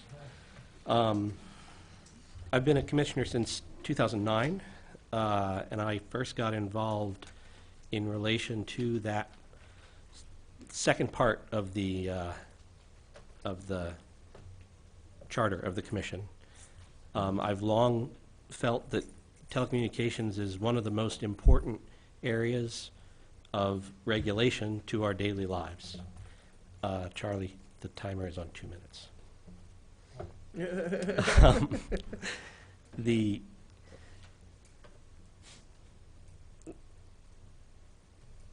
Sanford's introduction was spot on, and I wish that I also could claim success in becoming the commission that you need, but unfortunately, I don't think we did. And what I'm up here mostly to say is that that is needed. And I don't know what it takes to get to a point where you are adequately supported in driving good communications infrastructure and policies and advocacy in our communities, but I believe that to be desperately needed. And now I'll go more to my prepared comments. I'm here to talk about the elimination of the CU Cable and Telecommunication Commission, which I believe this body is taking up at just about the worst possible time in the last decade due to exterior events. As little as a month ago, I actually had little to say about it. I was basically exactly on board with Sanford, that I really wish that we had been able to provide you more information, but maybe I'm not the right commissioners. Maybe you don't have the right commissioners, and who knows. But there was at that time a robust federal regulation of internet. I think, along with many people, believe that cable and phone are less important now, and now there's an internet infrastructure that really needs to be looked after to make sure it's available and it's publicly available and low cost and actively used. All of a sudden now we have a new FCC chair, and he is attempting to get rid of that. 3 days from now, the FCC will almost certainly vote to repeal the net neutrality regulations that have been in place since I think it's 2008, something in that time period. And it's shocking the amount of disregard for public need that is going on in that process. And if nothing comes out of this comment period other than reminding you of that fact, and that tomorrow you'll probably find that your internet is slow because a lot of companies are trying to push that message out that net neutrality is needed, then I guess I will have been successful. But without a federal regulatory scheme, and without a commission like ours having any sticks to wield, we need to look at the carrots that we do have access to, and those are things like public policy about what's advertised and how to encourage the schools and the public bodies to buy internet that is responsibly delivered and positive for the citizens, and education of the citizenry about what is going on behind the scenes and what they need to do to take good advantage of modern technology. That's what I believe you need a commission for. You need one with a strong mandate to report to you deadlines that they are held to about important changes in regulation and important changes in technology, and how those should be utilized by our communities to make them great places to live.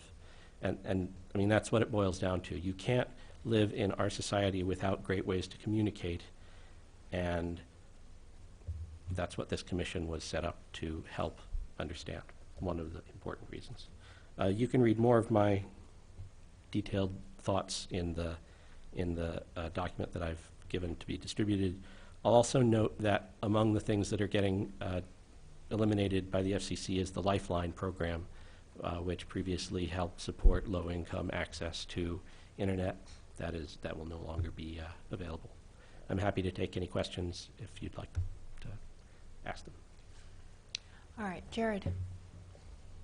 Hey, Peter, nice to meet you. So one thing that I took away from both your letter, which we just received, and from Sanford's information about the commission repeal, that I guess as a former commissioner I'd like to get your opinion on, is do we need a different one? Do we need a new one? I think that the points you raise are very good ones. I think that, just the same as we're in desperate need of being educated as a public body about how things work, we're just in a different time than we were in 1994 when the first one was commissioned. What do you think about that? So I think the mandate of the commission is fine, if a little outdated. The things that are irrelevant now are simply irrelevant. We can't dictate franchise terms, basically, and we shouldn't wring our hands about that. That boat has sailed. But the information and advocacy components are still very much there, and if you look at the details in the bylaws of the commission, they seem about right to me. What's, in my opinion, needed is for you guys to look in on yourselves and look to your constituents and say, do we want to be active in this area? And if the answer is yes, then you should retain the commission or basically identical commission, just without the cable component of it. If you don't feel that you're willing to commit, like the resources in staff time are one component. They're not huge, but they do take a couple hours a quarter. Thinking of ways to make those effective uses, and again, my time also, I don't love coming to a meeting knowing that I'm going to spend an hour and a half meeting on topics that we should have had study sessions on and prepared a 50-page report on. That's a lot of time to commit, not knowing whether anybody really cares, honestly. What I would hope from you in the ideal situation would be for you to say, we need this information and we need a commission that is going to give it to us. We want a quarterly written report that contains references to news articles about changes in the landscape, and we want a yearly state of the community analysis that says these are the different price points that internet is available at and how they compare to the nation. Something where you asking us for more information because otherwise we're really kind of lost and not responsive. All right. Bill? I think what I'm struggling with is what regulatory impact we could have, even with that information. It seems like you're saying that we would have more of a public information role where we would, you know, just be able to tell people that these are the options, and that this company will charge you extra if you download videos or something, or however they're going to do it. It's hard for me to even imagine what's going to happen. It sounds like it's going to be kind of a Wild West again. But I guess I don't see the purpose of having a commission that reports to us if we can't act on it. And it seems like in some ways, some of that would be done better with a independent group. Like, I don't know, at the U of I we have various science policy, you know, advocates and groups, things like that. So have you weighed what other kinds of organizations could provide that? Sure, I have. So the first thing was what kinds of impacts you as city council members can have, and to me that's the big question, because if you can have a good impact, then it's worth considering whether to try for that. So the primary thing that you can impact is what people know about their options. And it's not just pricing, it is also, this is how this company behaves, and this is how that company behaves, and you can vote with your dollars about that. That's the kind of carrot that companies actually really respond to. I would not be the least bit surprised if a dozen cities in Illinois started having their citizens ask questions of a particular type from Comcast when they order service. I bet they would change their marketing practices and their policy practices to accommodate what people need, because they're companies. I run one. We are responsive to consumers. And that's why you guys are critical in the mix, because you are the only entity that is representing the public. If we talk about a U of I research, they're an advocacy organization. They're trying to advocate for something that they believe to be right, whereas you are representing the needs of your community. It feels to me very different. I don't know that I've explained it particularly well. Yes, Dennis. Yeah, I really get what you're saying, Peter.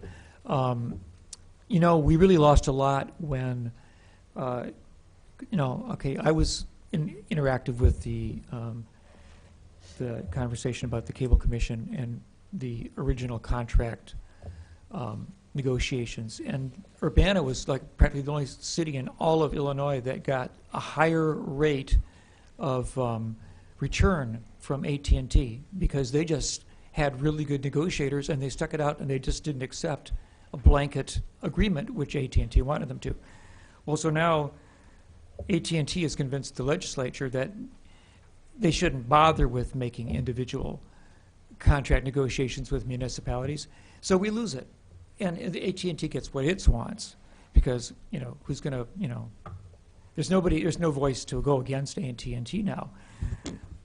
What we need is like, you know, the utility board, the Citizens Utility Board, CUB, you know, they go out, for, you know, against the utilities, and they have advocacy, and they have, you know, great facility, and they have a great groundswell of personal support for that.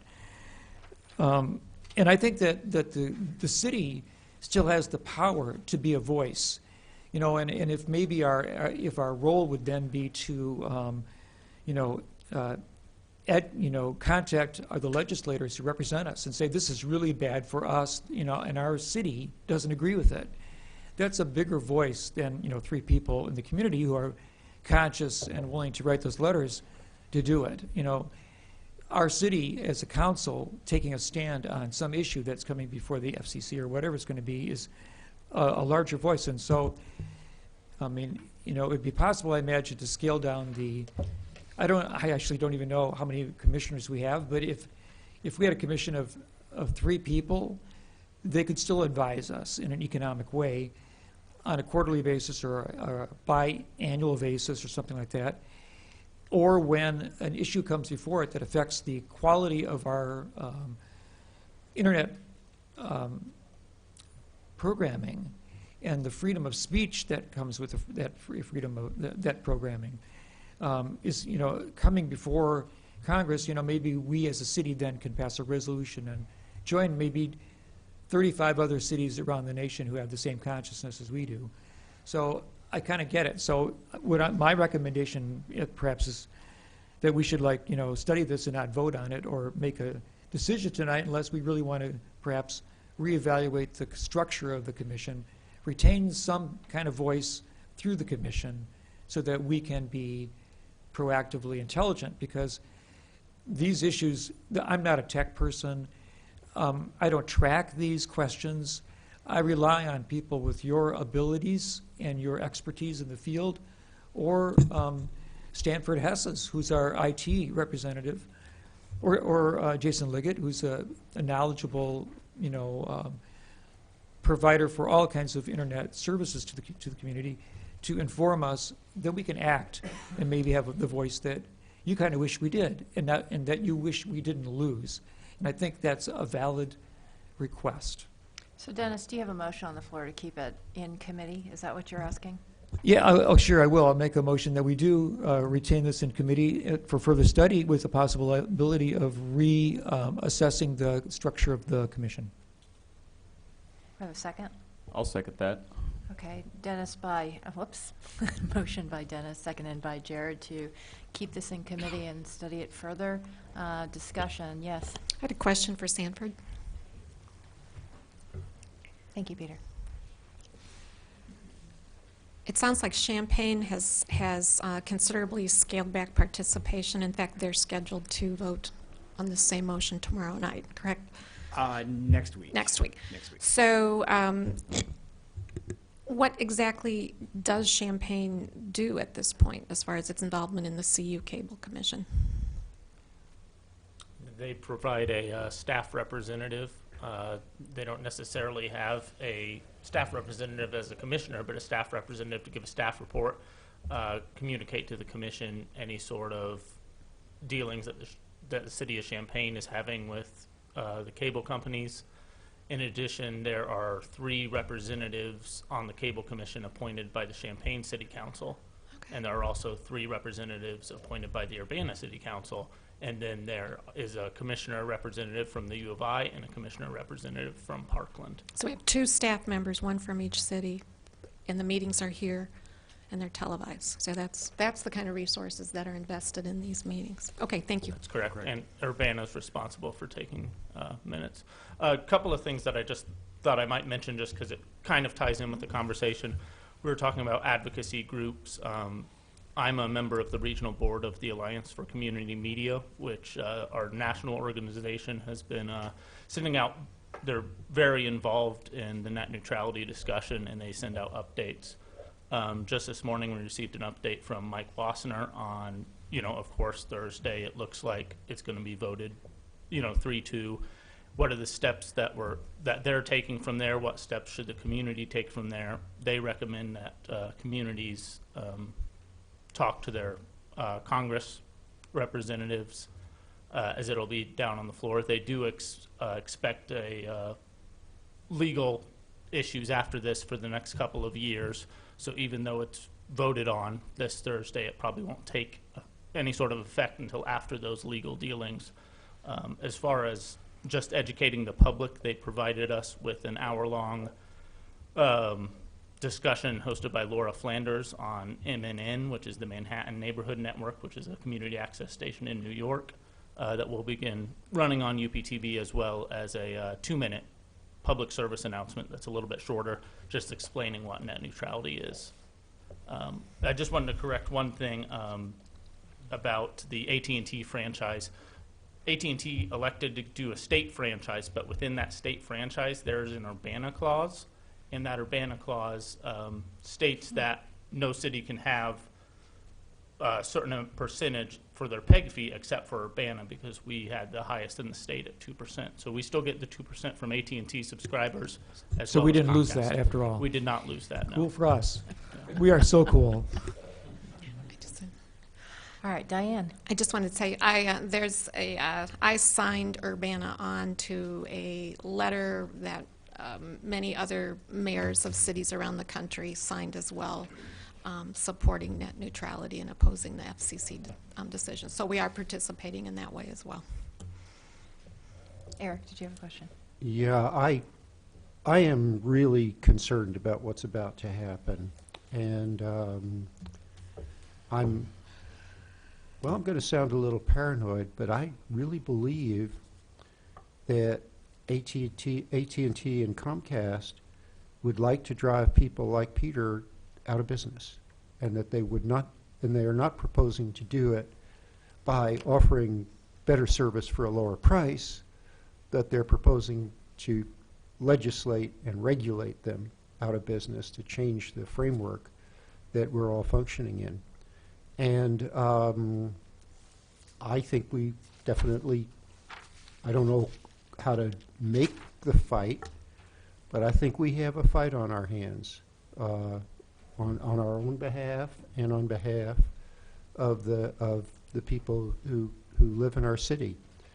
If the Cable Commission, as it's now constituted, is not an effective mechanism for being able to protect our people, then sure, let's shed it off. But I think we need to replace it with something. We've got to have a voice, and we've got to have an organized voice in this debate, I believe. Jared. So we did have a motion, a second. Dennis, I just want to flesh out what you were saying a little bit more for Sanford, just so there's some more clear direction, if you would allow. You're asking me to flesh that out? Sure. You are. Or I can, if I understand what you're getting at. Well, I mean, if the current commission is not functioning in an appropriate way, and partners of it don't show an interest in continuing, maybe Urbana needs to have a commission of its own, maybe not a partnership anymore with other communities or organizations, but still to maintain a voice and to be informed. And so maybe it would be a highly scaled down but more vitalized group. And that's, but I don't know what the answer would be, and I would like to get input from our IT professionals within our own staff about how that would look. And before we either vote this down or up or send it to City Council, I'd like to have that input and maybe a report back. Jared, did you want to say something? Yeah, so, I mean, Sanford, to me, just what it sounds like is, what I heard and what Dennis was saying is that, normally, a lot of times when we get these recommendations, I mean, the commission's kind of more specific than our stuff, but from staff is that, Elizabeth will often say, we can do this, and we can do this, and we can do this, or we can do that. And I think that's what Dennis is getting at, is that we'd like to see some more options of what we may be able to do constructively with the commission as it stands, rather than just the sole option of get rid of it or don't get rid of it. All right. So that's what I'm supporting and keeping it in committee. Eric. Yeah, so I guess this is implicit in what Jared said, but I'll say it maybe in a different way.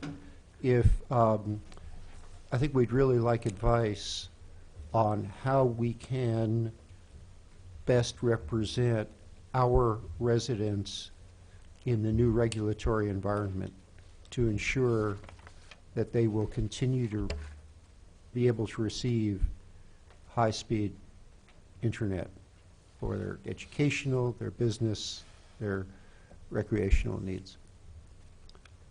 All right, one more question. Bill. Yeah, I guess having the extra options would be nice, kind of laid out for us, and one of those options I assume would be to use advocacy groups like we use the Sierra Club and others that come to us about environmental issues to help us be informed on policy if we have that policy option, or if we have an advocacy option of our own, then we could be informed by others. So that would just be one of the other options, I think, if you can, you know, and specify keeping it as it is, coming up with something on our own, or changing it, and then have the other option and anything else you think of. I think it's kind of hard to prognosticate what's going to happen, and maybe we'll know more in 3 days. I doubt it, but maybe people will come out with other ideas, or tomorrow the internet will go black and dark, and then we'll know that there's power out there to change things, maybe.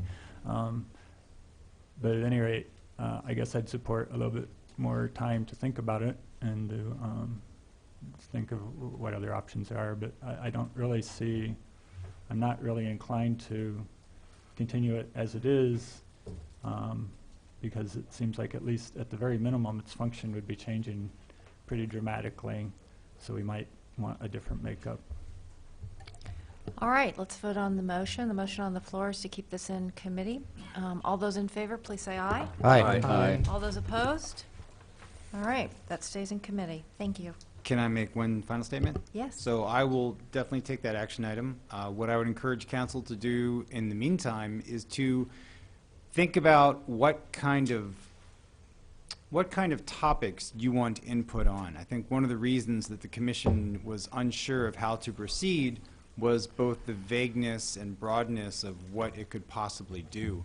So I would put that responsibility back on council to decide what you want to hear about.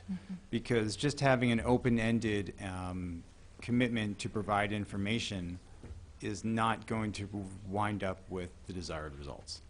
So I will work on my part and ask that council do the same. All right, thank you. Thank you. All right, we are moving on to ordinance number 2017-1207, an ordinance levying taxes for the fiscal year beginning July 1st, 2017, ending June 30th, 2018. And Elizabeth is here, and she's going to be here for a while. All right, you are up. Hopefully not too long. I'm actually, this ordinance and the following two are part of the same package that is the tax levy, so I'm going to speak about all three. So we are asking you tonight to adopt a property tax levy of $7,682,691. Through this package of ordinances, that would result in a final tax rate of $1.35.5, which is our current tax rate. So the first ordinance actually levies the taxes. The second ordinance provides for an abatement or reduction in the corporate purpose tax levy to make sure that we don't exceed that target tax rate of $1.35.5.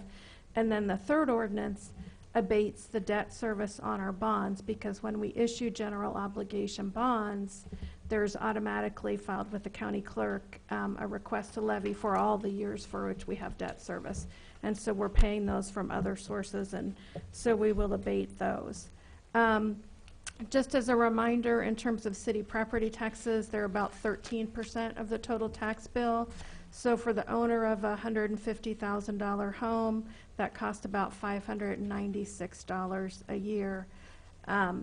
This does include taxes for several purposes, for police and fire pensions, for the Urbana Free Library, and then the remaining portion is for corporate purposes, which means the general fund.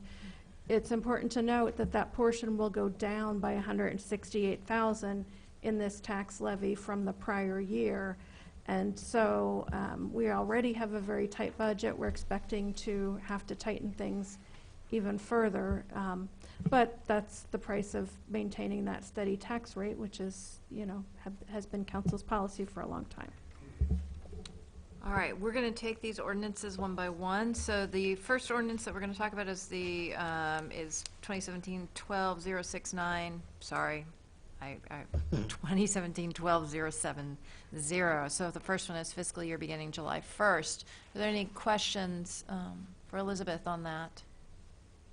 All right, can I have a motion? I move approval. Second, Dennis. Moved by Eric, seconded by Dennis. To send to council, sorry. Is that a motion to send this ordinance to council for approval? Yes, that is what I intended. And I agree. Okay. All those in favor? Aye. All those opposed? All right, that moves on. So the next ordinance is ordinance number 2017-12-071, an ordinance directing the Champaign County Clerk to abate the tax levy for the general corporate fund for the tax year beginning July 1st, 2017 and ending June 30th, 2018. Are there any additional information you'd like to provide? I'll just point out that this is the particular ordinance that makes sure that we maintain our current tax rate. Okay. Questions? Yes, Dennis? No, I think I'd just like to make a motion that we accept this and send it forward to City Council with approval. I'll second it. Okay, motion by Dennis, seconded by Dean. Any discussion? All right, let's take a vote. All those in favor, please say aye. Aye. All those opposed? That motion moves forward to council. The next one is ordinance number 2017-12-072, an ordinance directing the Champaign County Clerk to abate a portion of the 2017, did I just read that one? No, I didn't. They all sound the same. 2017 tax levy related to general obligation bond series 2012 and general obligation bond series 2014. And this is the last piece that makes sure that we don't levy taxes to pay debt service on those bonds, which are paid from other sources. I'll motion that we send that to council for approval. Second. Motion by Dean, seconded by Aaron. Discussion? All those in favor, please say aye. Aye. All those opposed? That motion moves forward. All right, ordinance number 2017-12-073, an ordinance revising the annual budget ordinance for fiscal year 2017-2018, budget amendment number 5, omnibus. 3. All right. Periodically, I bring to you a budget amendment that cobbles together little bits and pieces of things that need to be cleaned up, and that's exactly what this is. This does include the revenues and expenditures related to the police department grant that you discussed earlier this evening. Also includes some revenues and expenditures related to a couple of small grants and donations in the fire department. It includes a $9,000 grant from Ameren for consulting services related to the guaranteed energy savings contract that you also discussed earlier this evening. One issue of timing is just rebudgeting $1.4 million for the Lincoln Avenue resurfacing project. We didn't pick that up earlier when we did a big budget amendment with a bunch of capital improvement projects that were rebudgeted. A little unusual, we will transfer $5,000 from the State Drug Seizure Fund to the Vehicle and Equipment Replacement Fund. They're going to retain a used vehicle that would otherwise be disposed of. So normally we would auction that vehicle and the proceeds would go into the Vehicle and Equipment Replacement Fund. And to keep that fund whole, we need to have the salvage value of that vehicle. The last one is a reallocation of funds within the Home Consortium Fund for an increased contribution for the Highland Green project. That was part of an amendment to the annual action plan that was approved by the council on July 5th. All right, questions? Can I have a motion? Yeah, I'll do that. Okay, I move ordinance 2017-12-073, revising the annual budget ordinance for the fiscal year 2017-18, which is a budget amendment number 5 omnibus, to City Council with approval. I'll second. Moved by Dennis, seconded by Jared. Aaron? What was seized? I didn't, you said there was a seizure of something?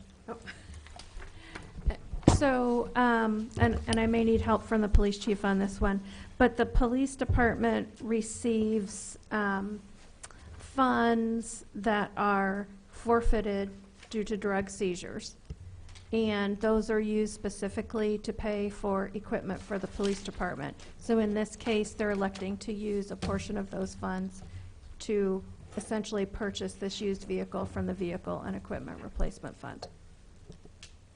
So we have a small amount of vehicles going to say it's 5 right now off the top of my head. I may be off by 1 or 2 on that, but that we've acquired over the years through drug seizure. So we have employees that utilize those vehicles as a city vehicle now. And so after a period of time, obviously, the wear and tear on those vehicles, they become, broke down into we're in such disrepair that we can't afford to, fix them anymore. So in a effort to try to replace those so we still have the vehicle, we have spoken with the Public Works Department about when the Vehicle and Equipment Replacement Fund, when we have a vehicle, say one of the unmarked squad cars that is up to be replaced. It's 8 to 10 years old, but we know it's been maintained well because the city maintains it, as opposed to going out and buying something off a used car lot, which we don't know anything about the vehicle or how well it's been maintained or anything. So we've agreed with the Public Works Department to pay the fair market value for that vehicle. Out of that drug seizure fund, we have a small amount of money in there that we utilize for these vehicles and to repair them and so on. So we've now decided to replace some of those vehicles when they become so disrepair we can't use them anymore by this mechanism rather than going out and trying to buy something that we don't know anything about, if I described that well enough. Seems a little bit confusing, but basically you're saying that there were vehicles. I understand the part that there are vehicles that were seized through drug forfeitures or some sort of process there. In the past, yes. In the past, and those vehicles were being used by the city. Correct. And now you're doing what with those vehicles? So those vehicles, if they're more than 10 years old, they have some kind of major issue with them that we can't fix them anymore, or it's not beneficial for us to pay to fix them. So we're going to auction those off, and whatever money we get from those will go into the and VERT then fund. Right, and then we would get use the seizure money in order to buy this vehicle from Public Works, basically. So the police basically department the auction buying money it.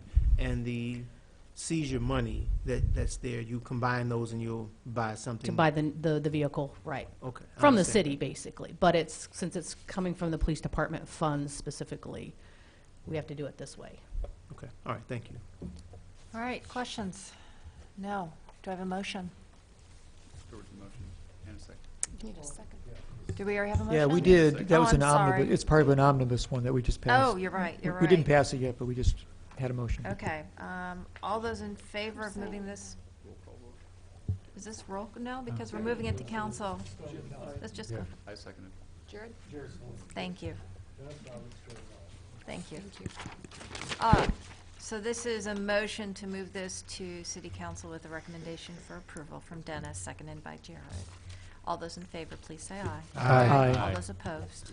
All right, that moves forward. Thank you. All right. Resolution number 2017-12-077R, resolution establishing city policy on sexual harassment is mandated by 5 ILCS 43070-5 HR. Thank you. Good evening. Todd Rent, Human Resources Director, and I'm here with Michelle Brooks, Assistant City Attorney. On November 16, 2017, Illinois Public Act 100-0554 went into effect. That act, among other things, required that municipalities adopt a sexual harassment policy within 60 days of the effective date of that act. The act requires that those policies include the following provisions: a prohibition against sexual harassment, procedures for reporting sexual harassment allegations, including any special procedures for internal and external confidential reporting, a prohibition against retaliation, including the availability of protections under state law, either whether that's the Illinois Human Rights Act or the Whistleblower Act, and then consequences, or for us, disciplinary sanctions for any violations of the policy for filing a false report. So as a result of the passage of the act, The city's legal department and our legal division and human resources division incorporated the statutory requirements into the city's current policy to the extent those provisions were not already a part of the policy. The staff memorandum for this item provides a more detailed legal overview of those revisions. Assistant City Attorney Michelle Brooks is here this evening and is available to address any questions that you may have regarding the legal requirements of the Act. I will say this, at this point I had planned to do an overview of the policy, and I'm happy to do that. In light of the hour, I'm also happy just to take questions directly about the policy, whichever is the pleasure of the council. I think let's start with just having questions for now. Excellent. So I'm here to answer questions about the policy. Michelle will answer questions about the Act. All right, questions. Dennis? So I read the memo that you provided for us, and it sounds like because the city has a fairly vigorous policy that it adopted, years ago under in 2012, I think it was, under Mayor Pressing.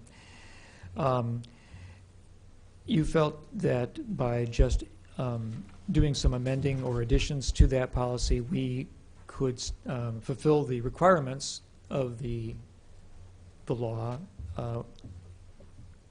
without necessarily adopting the language of the Illinois Municipal League. Sure.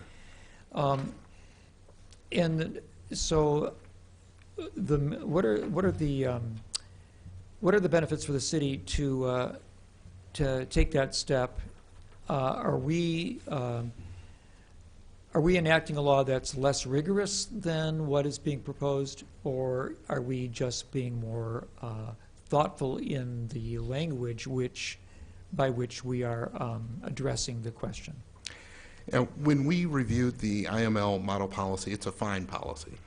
However, the first thing I would say is the policy that we have was written by HR professionals, by people who operate in HR operations. And the first thing you'll notice is the policy as written, to the extent that it can be, is written in pretty plain language. And it's also, as you mentioned, it's more robust. So rather than limiting ourselves to complying with the mere requirements of for instance, the legal definition of sexual harassment, what we do is we tell employees we expect that everyone maintain a productive, respectful, diverse environment, and that they not engage in any behaviors that would take away from that environment. And so to the extent that employees engage in those behaviors and engage in those unwelcome behaviors that are based upon an individual's protected class status, whether that be gender, sex, or any of the other 19 protected classes that we have in Urbana, we're able to go in without having to worry about whether or not it meets the legal definition, to go in and say, no, this is disruptive in the workplace. We're going to address this problem at its lowest level. Oftentimes we can give a warning and really redirect that individual to correct their behavior without having to go onward to more dire consequences in terms of discipline. But also, by doing that at the earliest level, we really save the subjects of that behavior, the people who are having to deal with that behavior, from having to actually have it escalate to a point to where it becomes even more difficult to deal with on a day-to-day basis.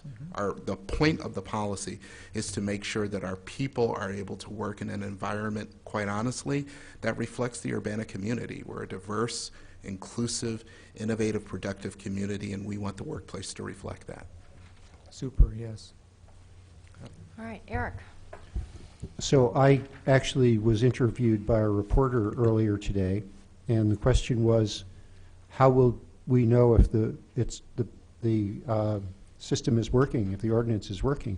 And I said, well, you'll know if you don't hear anything about it.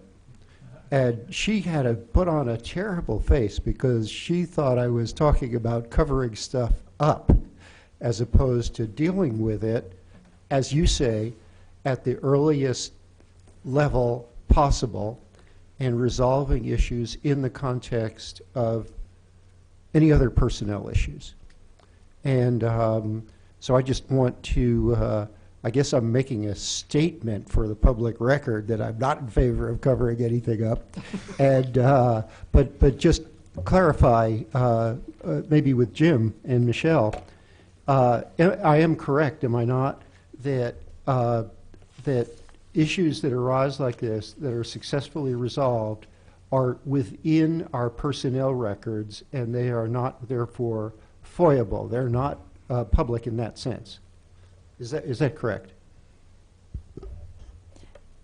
I'm a little bit concerned about making an overall broad, statement about that. But generally, yes, if we can successfully address these issues at their lowest possible level and deal with them inside, with consistent with our policy, and those things would be things that would be contained within a personnel file. That being said, obviously, if any behavior was ever brought to our attention that rose to a level that was criminal in nature, any kind of batteries, we're always very clear with anyone who might express any concerns about that we are a mechanism for dealing with the workplace. We will make it very clear to anyone who ever had any concerns that they have a right to explore their other options, be they civil or criminal. So I can't speak to how those processes would work, but we are very careful to make sure, just like we do in the policy, that they know that they have IDHR recourse too. Bill. Just looking at the actual policy, it looks to me like the only change really was you added or clarified a phrase about making confidential reports. Is that right? There were a few changes. I can defer to Michelle on that for the specifics. But We were, I think, a lot more, we kind of broke down and restructured it a little bit so that we could give a little bit more expansive definitions and group together certain behaviors in terms of, the visual, the different kinds, physical kind of contact and conduct. Additionally, we put in the policy, in essence, kind of codified something that is something that in our investigations we always make clear to anyone involved. And if you interfere with an investigation, that in and of itself is a sanctionable offense. And we also put something into place in our policy which is consistent with our other internal policies we've always had and our expectations in the workplace, something that's not in the IML, the mandate for affirmative reporting by supervisors or management staff, anyone who sees or has any concerns. We also bulked out that you have an expectation, even if you aren't certain, if you have any concerns, you are to take that to the Human Resources Director, because there are concerns about people making false reports. People don't want to go out and say something, so we make it clear if you have any questions about if this rises to a level of harassment, you don't necessarily go to your supervisor if you're not comfortable with that, but the Human Resources Director is the person to help you kind of hash that out. And finally, then the one thing, going back to the IML question, if you look at Section 6 on the IML, that was something that gave both Human Resources Director Rent and myself some concerns if we were to adopt that IML policy. To my reading, again, this is a very well-written and serviceable policy, but to me that language is very chilling, and to end your policy on kind of that note, especially when those circumstances that they're talking about of a Class A misdemeanor and the $5,000 policy will not be at play when we implement our policy. We're an employer, we're investigating these. Those kinds of sanctions are not going to be at play here. This is basically discussing false reporting, filing false police reports, false reports to an ethics commission. I didn't believe, and neither did Mr. Rent, that those were appropriate in our policy, because I think they would be alarming to somebody when they're not germane to this situation or what this policy is governing. All right. Thanks, I appreciate that. And can you just briefly tell us what the training, what kind of sexual harassment training people go through? Sure. So after we implemented the policy in 2011, we went through and trained all staff on the sexual harassment policy, or actually the productive work environment policy. What we will do with the implementation of the revised policy is actually go through and retrain all staff and all affiliates. In addition to that, we will have recurring training annually each year. As individuals are hired in, we will actually conduct training for them on a periodic basis also. All right. Aaron. So, wow. My question, my first one was in relationship to a time frame, but it's tied to a larger context of what's happening in the country and a lot of the sexual harassment or sexual abuse. And we know the well-documented history of women in our society, of how they have been treated and mistreated and abused. And so these stories that are coming up now, there seems to be a time frame around them, like how long ago it happened and stuff like that. And I didn't see specifically in the language that was being proposed or any of the changes that, do we have a policy on how long ago something happened or something like that, or an allegation is brought up? Could you clarify that at all? Yeah, that's an excellent question. I think our policy tends to focus on what is going on in the workplace at this time. I know the Illinois Department of Human Rights, I think their policy, I think it's 180 days for their filing requirements. EEOC is 300 days. With our policy, I think what we would do is try to judge the extent to which the behavior is currently affecting the workplace and deal with those and prioritize those. We do not have a cutoff, though. So if we found out that something happened, several months ago or outside of what would be the EEOC's, the statute of limitations for the EEOC or the filing requirements, we would look at those on an individual basis at this point and determine the extent to which it's affecting the workplace.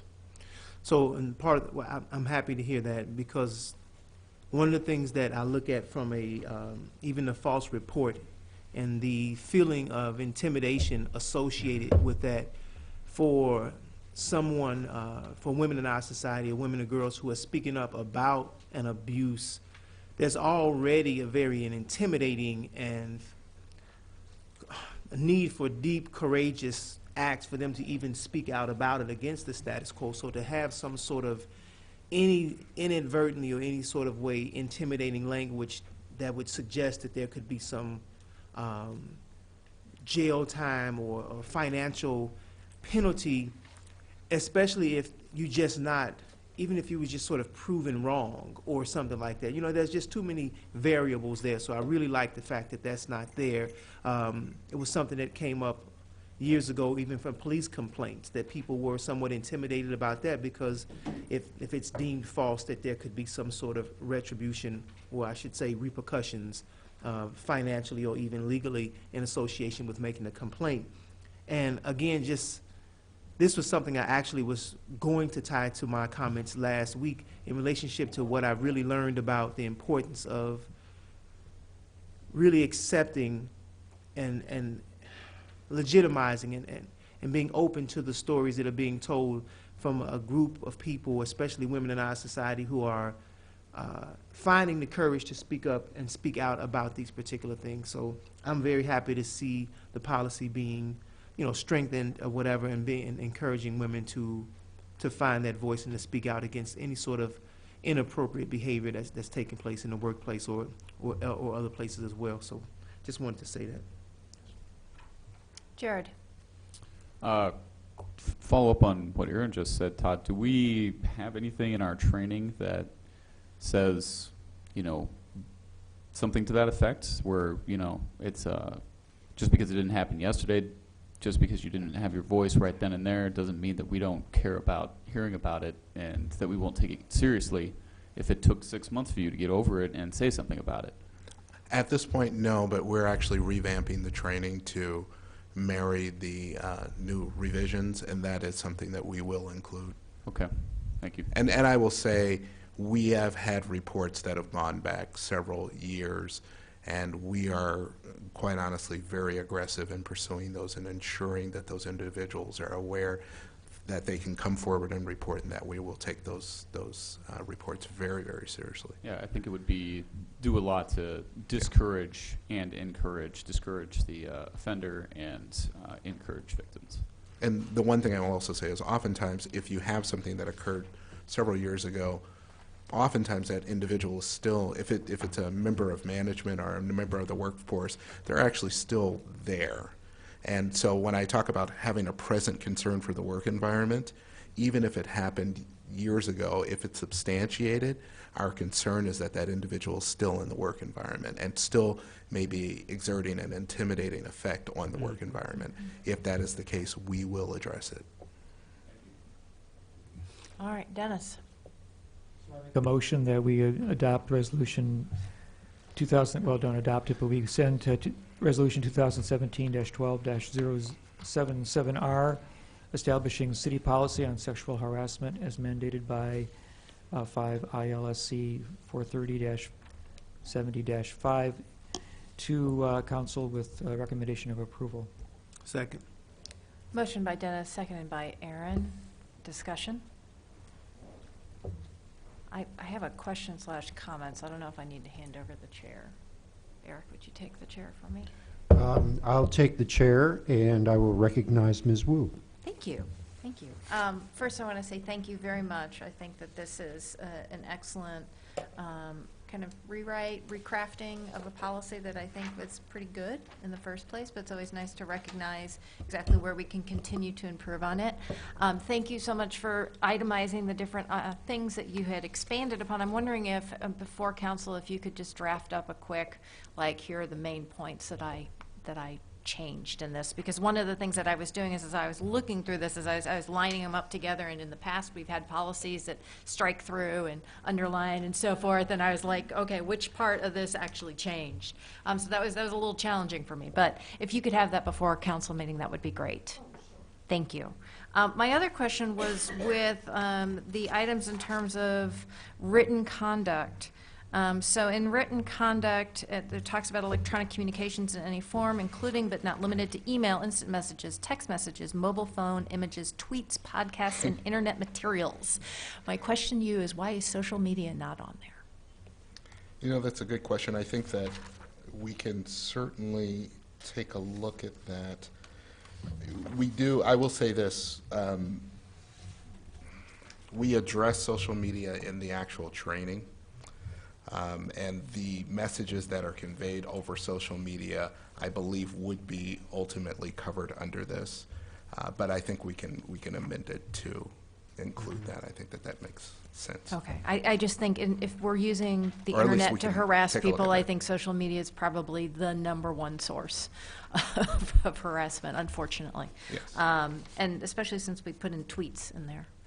Yeah, we can definitely take a look at that. Thank you. I appreciate that. So with that, those are my two things that I wanted to talk about. Okay. I will take the chair back. I will relinquish the chair to you Thank for you. until the next committee of the whole. Thank you. So we have a motion on the floor. If there's no more discussion, I'll call for a vote. All those in favor of moving this forward to council, please say aye. Aye. Aye. All those opposed? All right, that motion moves that on. Thank you very much. All right, next up, resolution number 2017-12078R, a resolution approving modifications to the City of Urbana and Urbana Home Consortium fiscal year 2016-2017 and fiscal year 2017-2018 annual action plans, community development. And I will, I'll talk about both of the resolutions at the same time since they more or less go together. As mentioned in the resolutions, we have amendments, the current and the previous annual action plans, and also we have a proposed mini action plan for the upcoming fiscal year 18-19. Primarily, the amendments will allow for the Urbana Home Consortium to allocate funds to the City of Champaign for their Bristol Park project and the rental new construction activities that will go along with that. Another change that would be included in the amendments would allow the City of Urbana to use public facility or to fund public facilities activities at the Aspen Court complex as well. Just a little bit of background: as the lead entity for the Urbana Home Consortium, the City of Urbana is responsible for administering these amendments and action plans, and it is required that they go before the local legislative body for approval before being sent to HUD. So also to provide public input on the amendments and the action plan, we did have a public hearing before the most recent Community Development Commission meeting on December 5th. We received one comment from the Executive Director of Habitat for Humanity of Champaign County, Sheila Dodd. She mentioned that she is supportive of the amendments and also wants us to keep in mind the importance of single-family home ownership opportunities as well. So I also wanted to spend a little bit of time talking about what is a mini action plan. This is a new type of document that we haven't really had come before council recently. And really what this is it's a document, it's a part of the upcoming action plan that really just describes one activity that we would like to consider funding for. But it doesn't require us to go into a full action plan. It really just focuses on that activity. And if approved by HUD, this action plan would allow us to tap into 25% of the upcoming year's home funds. So that, I'd be happy to answer any questions about that later on. And the amendments also are ones similar to what we've talked about in the past. The amendments basically add the new rental construction activities for the Bristol Park project to the City of Champaign's larger revitalization project. Right now, they're not included as eligible activities. The amendments would include them. So the options before the Committee of the Whole are to recommend approval of one or both of the resolutions, recommend approval of one or both with changes, or not recommend approval of one or both of the resolutions. I do want to point out that the amendments do not have any impact on funding in the City of Urbana. Although we administer those funds, the funding for the City of Champaign's projects would come solely from their allocation, and if not used for the Bristol Park project, they would be used for other activities in the City of Champaign. Of course, it would have no impact on the City of Urbana's general fund. With that in mind, staff recommends approval of the amendments in the mini action plan, and I also want to point out that Janelle Gomez, the acting manager of neighborhood programs for the City of Champaign, is in attendance, and we'd be happy to answer any questions that you might have. All right, questions? Jared? Sorry. I just had a general question, not necessarily about the contents. I think they're all pretty straightforward, but about Urbana's role as the leader of the home consortium, and what benefit do we receive from that as, contrasted by the cost that it costs the city to administer and staff time? So being the lead entity, we also get access to administrative funds that really helps the grants management division. It's vital to the grants management division maintaining salaries and paying to keep our staffing level at where it is. I think that's really the primary advantage of being the lead entity of the Urbana Home Consortium. But where exactly it came from, it goes well before me. Okay, gotcha. All right. No, I was just curious about, I assumed that, there was that in there, but didn't know for sure. So, thanks. Yeah. That's it. Aaron? So I'm trying to understand a lot of the home consortium work. I don't know exactly, I don't feel like I have a strong grasp on how it works, but the continued reference to Bristol Park is something that's intriguing to me. So we're going to, what we would approve tonight would clear up funds for the City of Champaign to do what? Could you expound upon that? Sure. Yeah. So the way annual action plans work is each of the members of the home consortium, the City of Urbana, City of Champaign, and the county, we have each has one project that has a list of eligible activities that go along with that project. Right now, the City of Champaign's eligible activities for their project include rehab activities, lot acquisition, but not rental new construction activities. So really, this doesn't transfer money in any sense. It simply allows the Urbana Home Consortium to consider committing funds for new rental reconstruction or rental new construction activities in the city of Champaign. So then there's already a set of parameters, things that qualify, that the consortium says we would support. And basically Champaign is petitioning the consortium to expand that. Yes, that's correct. Why? To be able to fund the Bristol Park project and to be able to contribute funding to their tax credit approved project. Right now it's, not in there, but I'm sure Janelle has some input on that as well. I'm Janelle Gomez. I'm the acting manager, neighborhood programs manager for the city of Champaign.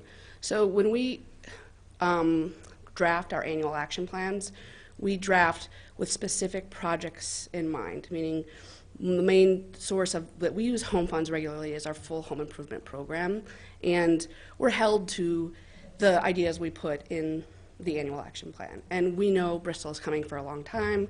We've been planning possible expenditures for that program, but we cannot put in the annual action plan we're going to spend $100,000 on the Bristol redevelopment if we don't know that project's going to happen, which is what was occurring when we did our annual action plan. But since then, we've secured our low-income housing tax credits and the Federal Home Loan Bank funds and other financing that allows us to say, yes, now with that 16-17 money, with which amount is left, we would like to dedicate it to rental new construction as an eligible activity, as well as some of the other programs that we're funding. So basically the Bristol Park, that project wasn't a done deal. And now that you're sure that it's going to get done, now you can petition for those funds, basically. Exactly. Home funds are meant to be, especially when you're talking about affordable housing construction or new development of new opportunities, it's meant to be gap financing. We're with Bristol, the low-income housing tax credits are currently $15 million, and we're talking about putting in about $400,000, to that project. So it's a smaller amount of gap to help the developer secure additional funding. Okay. All right. Thank you. Any other questions? Motion? I'll make a motion that we approve resolution number 2017-12-078R, resolution approving modifications to the City of Urbana and the Urbana Home Consortium for fiscal year 2016-2017 and fiscal year 2017-2018 annual action plan forward to the full council with recommendation for approval. Second. Motion by Jared, seconded by Eric. All those in favor, please say aye. Aye. Aye. All those opposed? All right, that moves on. I'd like to make another motion. I'd like to move resolution number 2017-12-079R, a resolution approving the City of Urbana Home Consortium FY fiscal year 2018-2019 mini action plan be moved forward to council with recommendation for approval. Second. Motion by Jared, seconded by Dennis. No. I'm Bill sorry, Brown. Bill. Snuck in there. Discussion. All right, all Good those in plan. favor, please say Aye. aye. All those opposed? All right, that motion goes forward. Ordinance number 2017-10-064, an ordinance repealing Urbana City Code Chapter 17 and amending Chapter 15 regarding garage sales. Legal. City clerk. It says legal on here. Well, it's legal and city clerk. Okay, It legal says both. and It has city both. clerk. It has Okay. both. I lead it. Well, I sent around another memo, sort of summarizing where things are at. I think you've gotten another round of opinions from city's legal staff about why they believe the current ordinance needs to be removed from the books with the keeping of the garage sale provisions as described. I also included in that memo what Section 1535 of the City Code specifically says with respect to criminal trespass. So, if people put up no soliciting or no trespassing signs or whatever, the police department can take those complaints and can enforce them. So, in terms of the legal side, that's up to Jim. In terms of the garage sale and the other provisions of this, the clerk's office is the one that does the solicitation licensing. We're not doing that right now. We've been directed not to do that for legal reasons. So we need some kind of action. With respect to garage sales, I've listed 6 other communities in our vicinity that, and what they do. All the provisions are generally the same. I've basically written this in with a number of 6, which you are, that's my own personal recommendation, a very generous recommendation, but you can take it up or down at your discretion. Councilmember Brown raised a very interesting question to me this morning, and it was actually an issue that I had included in an early draft, but for some reason it got deleted in the draft or the memo that was sent out to you originally. And that is the hours, the peddling limitation, 11:15 to 1:30, applies to the 100 block of West Iowa. But that's set me to looking at section 17-4. If you read that section very carefully, it's limited to peddlers. Peddlers are defined as persons who solicit orders or take orders for basically immediate delivery of products, whether it's or wares or services, whether it's somebody wanting to repair your roof or rock your chimney or sell you a Bible. Solicitors, on the other hand, are individuals that are seeking to provide something in the future. So if we're not talking about solicitors. If you read the ordinance, which in terms of who can and who can't peddle and where they can peddle, and you read the ordinance carefully, section 17-4 actually is a very, very limiting ordinance.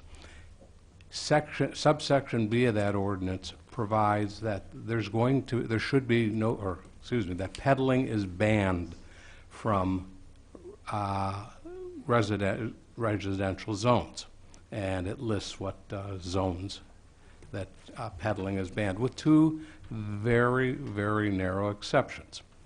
One is, which is section 17-4 parentheses 1, peddlers can peddle in residential neighborhoods if they do so for no more than 5 minutes per block, and they can't return to that block for 3 hours.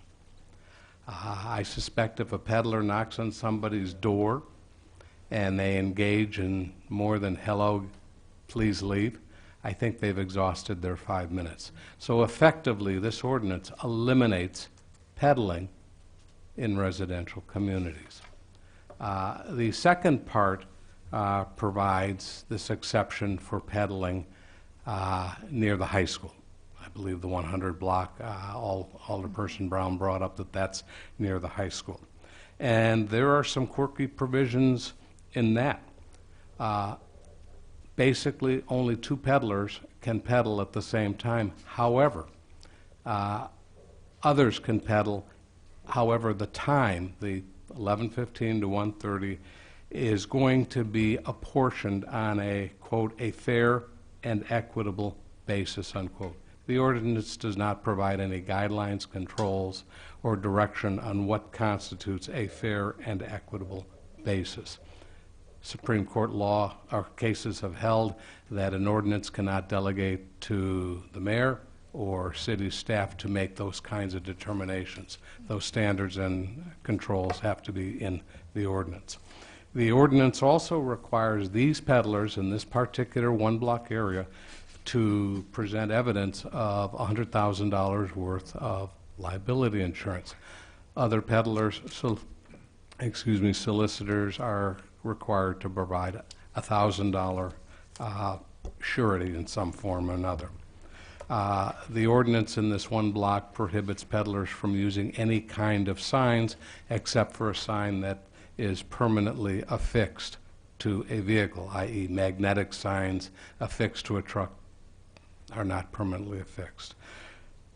I still believe, as I articulated it, and by the way, I had indicated to Councilmember Brown that I thought these sections were content neutral. The more I thought about it is I don't believe they are content neutral. You have to listen to what the person is saying to know whether he or she is a solicitor or a peddler or what they're selling. I still believe that it would not withstand constitutional muster, even taking out whether or not it's content neutral, because there's nothing in the ordinance, nor is there anything that introduced the ordinance, as far as I know, evidence, in other words, to indicate that this ordinance serves a legitimate business interest, that it leaves open ample alternative channels, other channels for communication, or that it's narrowly tailored to serve that government objective. Bill? Yeah, let me just try to simplify what I asked was, in a hypothetical legal memo we may or may not have received, we might have been told that the time restrictions was 11 to 1 or something like that, and when I looked it up, it was actually just this really narrow exception. The section 17.4 said use of residential streets prohibited. Streets is the important word there, where they didn't want anyone to sell goods on the streets. And then they carved out this really narrow exception for this one little pullout, basically, by the Urbana High School that apparently was being used in 1988 to sell cookies or something at lunchtime, or maybe that was when the construction was going on. They needed to have someplace to park a food cart, but who knows, for some reason, they put in a few paragraphs to carve out this narrow exception that you could sell goods on the street or on the side of the street in this one little point. So that was the 11 to 1 time period. Other than that, there was no restriction anywhere in the ordinance on time. So as far as that part being too narrowly construed to pass constitutional muster, I don't think that and the $100,000, or was it $100,000 bond, that was all for that little narrow exception. But looking at the ordinance in its entirety, I think there are some problems that even if you eliminate that, got rid of that, since I don't know if they use it anymore. I think there are some problems. I think the main concern for me actually is not something that's in our resolution, but it's probably more likely to be enforced differently in different neighborhoods based on complaints and things like that, and could be one of the things contributing to disproportionate just kind of like traffic stops. People complain because they don't recognize somebody. They see a white guy with a beard in their neighborhood and they get suspicious and call the police. And so I think in that way, since we aren't probably able to enforce it equally and consistently, I'm not real attached to it as far as keeping it. Questions? Can I make a motion? Yes, you may. Well, I'm going to make a motion that we move ordinance number 2017-10-064, an ordinance repealing the Urbana City Code, Chapter 17, and amending Chapter 15 regarding garage sales forward to the full council with recommendation for approval. Second. Motion by Jared, seconded by Eric. Any discussion? All right, all those in favor, please say aye. Aye. Aye. All those opposed? All right, that motion moves on to the next meeting. And Madam if- Chairman? Yes. Could I just make one comment? Yes. One small presentation. I would just like to draw the attention of the community and City Council to the article that appeared in Sunday's paper in the travel section. It's a full-page article written by Scott Dossett, and it has to do with the recent visit to Malawi by the Urbana's Sister City program. So it's good reading, and it tells you a little bit about the things that were achieved and those who went and had not only service but great sights on the trip. Great. Thank you. Diane? Couple of announcements. Two important meetings this week that would be of interest to neighborhood residents, both in the West Urbana neighborhood. Tomorrow night, Tuesday the 12th, at the Civic Center at 7:30 p.m., there will be a meeting concerning the property at 713 West Ohio Street. That would be reuse of a fraternity on Ohio Street. And then Thursday night, the 14th, 408 West Green, concerning a property at 408 West Green Street. There will be a meeting in the auditorium at the Urbana Free Library at 7:30, and that deals with replacing I think it's a home on that site with a small multifamily building. And then on the 14th as well, at 8:30 in the morning, a long-awaited ribbon cutting at Salt and Light at the Old County Market on Philo Road, which is a great reuse of a property. So we're very excited about that.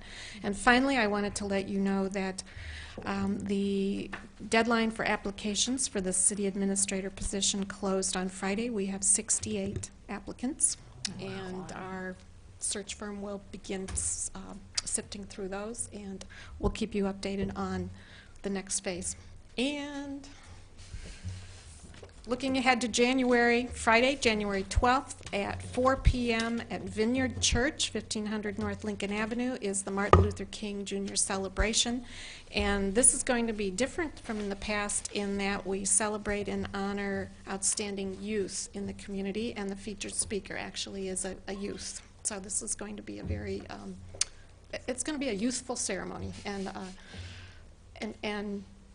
appropriate for this one. Thank you. All right, with no further business, so, yes, Aaron. So, I received an email, a member of our lovely community asking a question about the failure to comply violations. And the question is,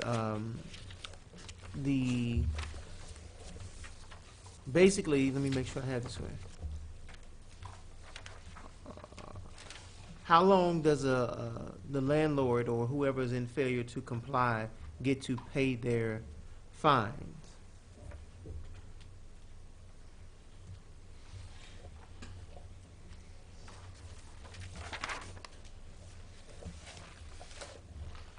John?